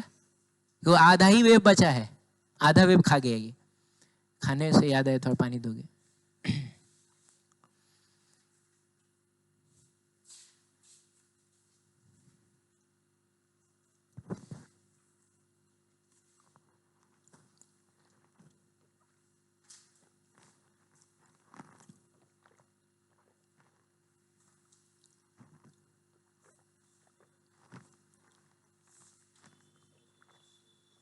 Thank you. हाँ सुनिए, चलिए देखिए इधर क्या है, फुल वेव रेक्टिफायर। इसमें देखो क्या होगा कि ये आपका कौन सा कॉइल है बताइए? Primary coil. ये क्या रहा? अरे दो लाइन खींचे किसके लिए? ट्रांसफार्मर के लिए। और ये बताओ क्या है? Secondary coil. इसमें पता क्या होगा? इसमें दोनों पे हम लोग लगा देंगे डायोड। हाफ वेव रेक्टिफायर में 1 डायोड, फुल वेव रेक्टिफायर में 2 डायोड। और लोड जो हम लगाएंगे वो यहां नहीं लगा देंगे, प्रॉब्लम हो जाएगा। तो ना करंट इधर से जा पाएगा ना करंट इधर से जा पाएगा। उसके लिए हम उपाय लगाएंगे। हम क्या करेंगे? लोड यहां लगा देंगे। ठीक है, मैंने हमको इससे मिलने वाले करंट को कहीं तो यूज करना होगा ना, उस चीज को हम यहां लगाएंगे। और यहां से ऐसा करके ये करके हम इसको इस तरीके से जोड़ देंगे। नहीं ना समझे क्या हुआ? इधर ऐसा कर देंगे। अब देखो क्या हुआ, फायदा सुन लो। पहले तो ये बताओ, इनपुट में कैसा करंट जाएगा? वो तो अपना जाएगा इनपुट वाले में। आउटपुट वाले में आइए, चलिए इसको हम लोग ए कह देते हैं और इसको क्या कह देते हैं? बी कह देते हैं। सही है? अरे बोलो ना। आउटपुट में देखते हैं कि हमको क्या मिलने जा रहा है। सुनना बहुत ध्यान से। जब इसमें करंट इधर से बढ़ना चाहेगा तो इसमें तो बढ़ लेगा, बढ़ के 5 एम्पियर। इसमें भी करंट इधर से बढ़ना चाहेगा, बताइए जाने देगा कि नहीं? ये तो जाने देगा। अब वो करंट पहुंचा देखो यहाँ, एंड उस करंट के पास है 2 रास्ते। इधर से या दोनों तरफ से? क्या ये जाने देगा? नहीं। तो क्या रास्ता ही नहीं है जाने का? जाएगा, इधर से जाएगा। और करंट गया ऊपर से नीचे, समझे आप? करंट ऊपर से नीचे गया, बिल्कुल जाएगा। और करंट बढ़ेगा भी, फिर करंट घटेगा भी। और फिर इधर से होता हुआ, इधर से होता हुआ, देखिए सर्किट कंप्लीट हो गया कि नहीं? सर्किट कंप्लीट होना चाहिए ना, हो गया सर्किट कंप्लीट। लेकिन जब करंट इधर से जाना चाहेगा तो इसमें भी करंट इधर से जाना चाहेगा। अरे बोलो, बताओ, ये जाने देगा? हाँ। अब वो करंट पहुंचा यहाँ, अब उसके पास रास्ता कहाँ है? ये तो ऊपर से निकल जाए ना, तो इधर से जाए। ऊपर से जा पाएगा? नहीं, लेकिन इधर से तो जा पाएगा। और आप बताइए कि अब इसमें करंट कहां से कहां जा रहा है? ऊपर से, रुक, इधर से करंट आया, इधर गया, इधर गया, कहां जा रहा है? ओ माय गॉड, जब इधर से आया था तब भी इसमें करंट ऊपर से नीचे ही था, और जब इधर से जा रहा है तब भी इसमें करंट ऊपर से नीचे ही है। आप समझ रहे हैं? यानी पिछली बार तो खैर यहाँ करंट नहीं था, लेकिन अब की बार इधर से भी जाएगा तो करंट, हमको मतलब इसी से है। और इसमें करंट पहले भी ऊपर से नीचे ही था, अभी भी करंट ऊपर से, यानी करंट सेम डायरेक्शन में रह गया। तो बताओ, हम नीचे जाएं या कि ऊपर रह जाएं? ऊपर ही रह जाएंगे। करंट नीचे से ऊपर जाता तब ना हम नीचे जाते हैं। अरे यार, तो अब बताओ फिर क्या होगा? अब करंट इधर से जाएगा तो फिर इधर जाएगा, फिर ऊपर से नीचे ही जाएगा, इधर से भी जाएगा तो फिर ऊपर। इसका मतलब हुआ कि ये चीज बन जाएगा ऐसा, जैसे मान लीजिए ये 1 सेकंड है, ये कितना है? 2 सेकंड है, ये 3 सेकंड और ये 4 सेकंड। तो ये 1 सेकंड, ये 2 सेकंड, ये 3 सेकंड, ये 4 सेकंड। आप समझ रहे हैं? यानी कि इसने एक काम तो कर दिया। बताइए कौन सा काम? करंट के डायरेक्शन को उसने सेम कर दिया। जा, आप इनपुट में इधर से भेजिए चाहे इधर से भेजिए, लेकिन आउटपुट में करंट हमेशा आपको एक ही डायरेक्शन में मिलेगा। और एसी से डीसी में कन्वर्ट करने में सबसे बड़ा प्रॉब्लम यही होता है कि हम डायरेक्शन कैसे सेम कर लें, क्योंकि एक बार इधर से आ रहा है, एक बार इधर से आ रहा है। अरे बोलो ना, कम से कम डायरेक्शन तो सेम हो गया ना। कोई दिक्कत है इसमें? तो ये देखिए, उसमें लिखा होगा फुल वेव रेक्टिफायर, है लिखा? सही है? अरे कुछ तो बोलो। जेनर डायोड नहीं ना है सिलेबस में? नहीं है। हालांकि जेनर डायोड बहुत कमाल की चीज है, उसको पढ़ना चाहिए। और जेनर डायोड ना एग्जैक्ट एसी को बदल देता है, किसमें? डीसी में। एकदम करंट का मैग्नीट्यूड भी कांस्टेंट हो जाएगा। चलिए ठीक है। हाँ, तो यहाँ पे हमने एक काम तो कर लिया कि करंट का डायरेक्शन को तो हमने सेम कर लिया, लेकिन अभी भी मैग्नीट्यूड हम सेम, मैग्नीट्यूड बढ़ रहा है, घट रहा है, बढ़ रहा है, घट रहा है, बढ़ रहा है, घट रहा है। ठीक है? अरे बोलो, अब पूरी तरीके से इसको डीसी में कन्वर्ट करने के लिए हम लोग ये जो लोड है ना बाबू, इसके सामने एक कैपेसिटर लगा देते हैं। क्या करते हैं? कैपेसिटर लगा देते हैं। तो नया फोटो मैं बनाता हूं। बताइए कौन सा कॉइल है? जल्दी जल्दी बोलिए, समय कम है। Primary coil. ये क्या है? ट्रांसफार्मर। ये कौन हो गया? Secondary coil. ये क्या है? डायोड है दूगो। बोलो, लोड को किधर लगाने का है? इधर। और इसको ना सेंट्रल टैप बोला जाता है। क्यों सेंट्रल टैप बोला जाता है? सेंटर पे ना इसको लगाया गया है। Central tap full wave rectifier बोलेंगे। एक ब्रिज करके भी आता है, तो वो सब नहीं पढ़ना है हम लोगों को। हम ना इस लोड के पहले लगा देंगे क्या? कैपेसिटर। अब चलिए, बहुत समय होता तो मतलब हम खुद इसको बहुत डिटेल में बताता कि कैसे काम करता है, लेकिन अभी तुम समझो होता क्या है। इसने ऐसा करंट बना दिया है, माने इधर से जो करंट जाएगा ना बाबू, वो किस नेचर का है? इस नेचर का है। समझ रहे हो? अरे बोलो ना, इस नेचर का है। पता है ये कैपेसिटर क्या करेगा? जब ज्यादा करंट इधर से आएगा ना, तो ये कुछ करंट को अपने अंदर बुला लेगा। नहीं समझे? और चार्ज होने लगेगा। ज्यादा करंट कब आएगा? जब ज्यादा वोल्टेज रहेगा तभी ना ज्यादा करंट आएगा। तो ज्यादा वोल्टेज होगा ना, तो ये चार्ज होने लगेगा, यानी कुछ एक्स्ट्रा करंट को ये अपने अंदर बुला लेगा।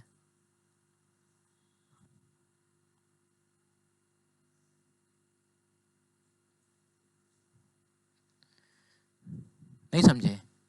और जब मैंने जब ज्यादा करंट है तो क्या करेगा? कुछ अपने अंदर बुला लेगा। और जब करंट बहुत कम होने लगेगा तब ये डिस्चार्ज होने लगेगा। डिस्चार्ज होने का मतलब हुआ, क्योंकि आप ये बात जानते हैं कि कैपेसिटर में, हाँ बाबू, क्यू बराबर क्या होता है? सी भी होता है। तो अगर वोल्टेज कम होगा ना तो चार्ज भी कम होना चाहेगा, और जब इधर से कम करंट आ रहा है का मतलब इसके अक्रॉस वोल्टेज कम हो चुका है, तो इसके अंदर का चार्ज भी कम होना चाहेगा। तो अब ये करंट को वापस भेजेगा, करंट को वापस भेजेगा तो इधर से तो जाएगा नहीं, इधर से भी जाए, वो इधर से ना जाएगा। तो जो करंट इसमें कम पड़ रहा होगा ना उसको कौन पूरा करेगा? ये कैपेसिटर पूरा कर देगा। अरे बोलो। और इस तरीके से ओवरऑल मोटा मोटी मानिए कि इसमें लगभग करंट कैसा हो जाता है? कांस्टेंट हो जाता है। मैंने ढेर करंट आया तो इधर से होकर चला जाएगा, और कम करंट आया तो ये खुद सप्लाई कर देगा, लेकिन इसमें करंट की वैल्यू कांस्टेंट रहेगी। आप इसको गोदाम टाइप का समझिए ना, जैसे एक शोरूम होता है ना, तो उसमें कपड़ा का अमाउंट हमेशा कैसा रहता है? कांस्टेंट रहता है। अरे बोलो। जैसे मान लीजिए कि बाहर से ढेर सारा कपड़ा आ गया, तो जो एक्स्ट्रा कपड़ा है उसको हम कहाँ भेज देते हैं कि चल जाओ गोदाम में, इसमें 500 पीस मान लो जीन्स हमको रखना है ना, लेकिन जब कपड़ा कम होने लगेगा इधर तो हम फिर वापस गोदाम में से मंगवा लेते हैं। मान लो 200 पीस किसी दिन बिक गया तो हम गोदाम में से फिर 200 मंगा लेंगे। तो वही बात है, ज़्यादा होगा तो इधर से निकल जाएगा, कम होगा तो इधर से आएगा, और इसमें करंट लगभग कांस्टेंट हो जाएगा। और उसके बाद जो करंट का ग्राफ बनेगा, मैंने शुरू में तो पहले बढ़ेगा ही, क्योंकि स्विच जब ऑफ था तो करंट इसमें कितना था? 0 था। स्विच ऑन करोगे तो करंट बढ़ेगा, लेकिन उसके बाद लगभग वो करंट कैसा हो जाएगा? हालांकि हल्का फुल्का फ्लक्चुएशन रहेगा, लेकिन बहुत हद तक हमने कांस्टेंट कर दिया है। फ्लक्चुएशन रहेगा इधर, लेकिन बहुत हद तक कांस्टेंट कर दिया है। इसके बाद रोल आता है जेनर डायोड का। अब इसके पहले भी अगर हम जेनर डायोड लगा देना, नहीं जेनर डायोड इसके पहले नहीं, यहाँ लगाया जाता है, तो वो एग्जैक्ट कांस्टेंट कर देगा, लेकिन जेनर डायोड हमारे सिलेबस में नहीं है। ठीक है, तो ये था सेमीकंडक्टर आपके सिलेबस के हिसाब से।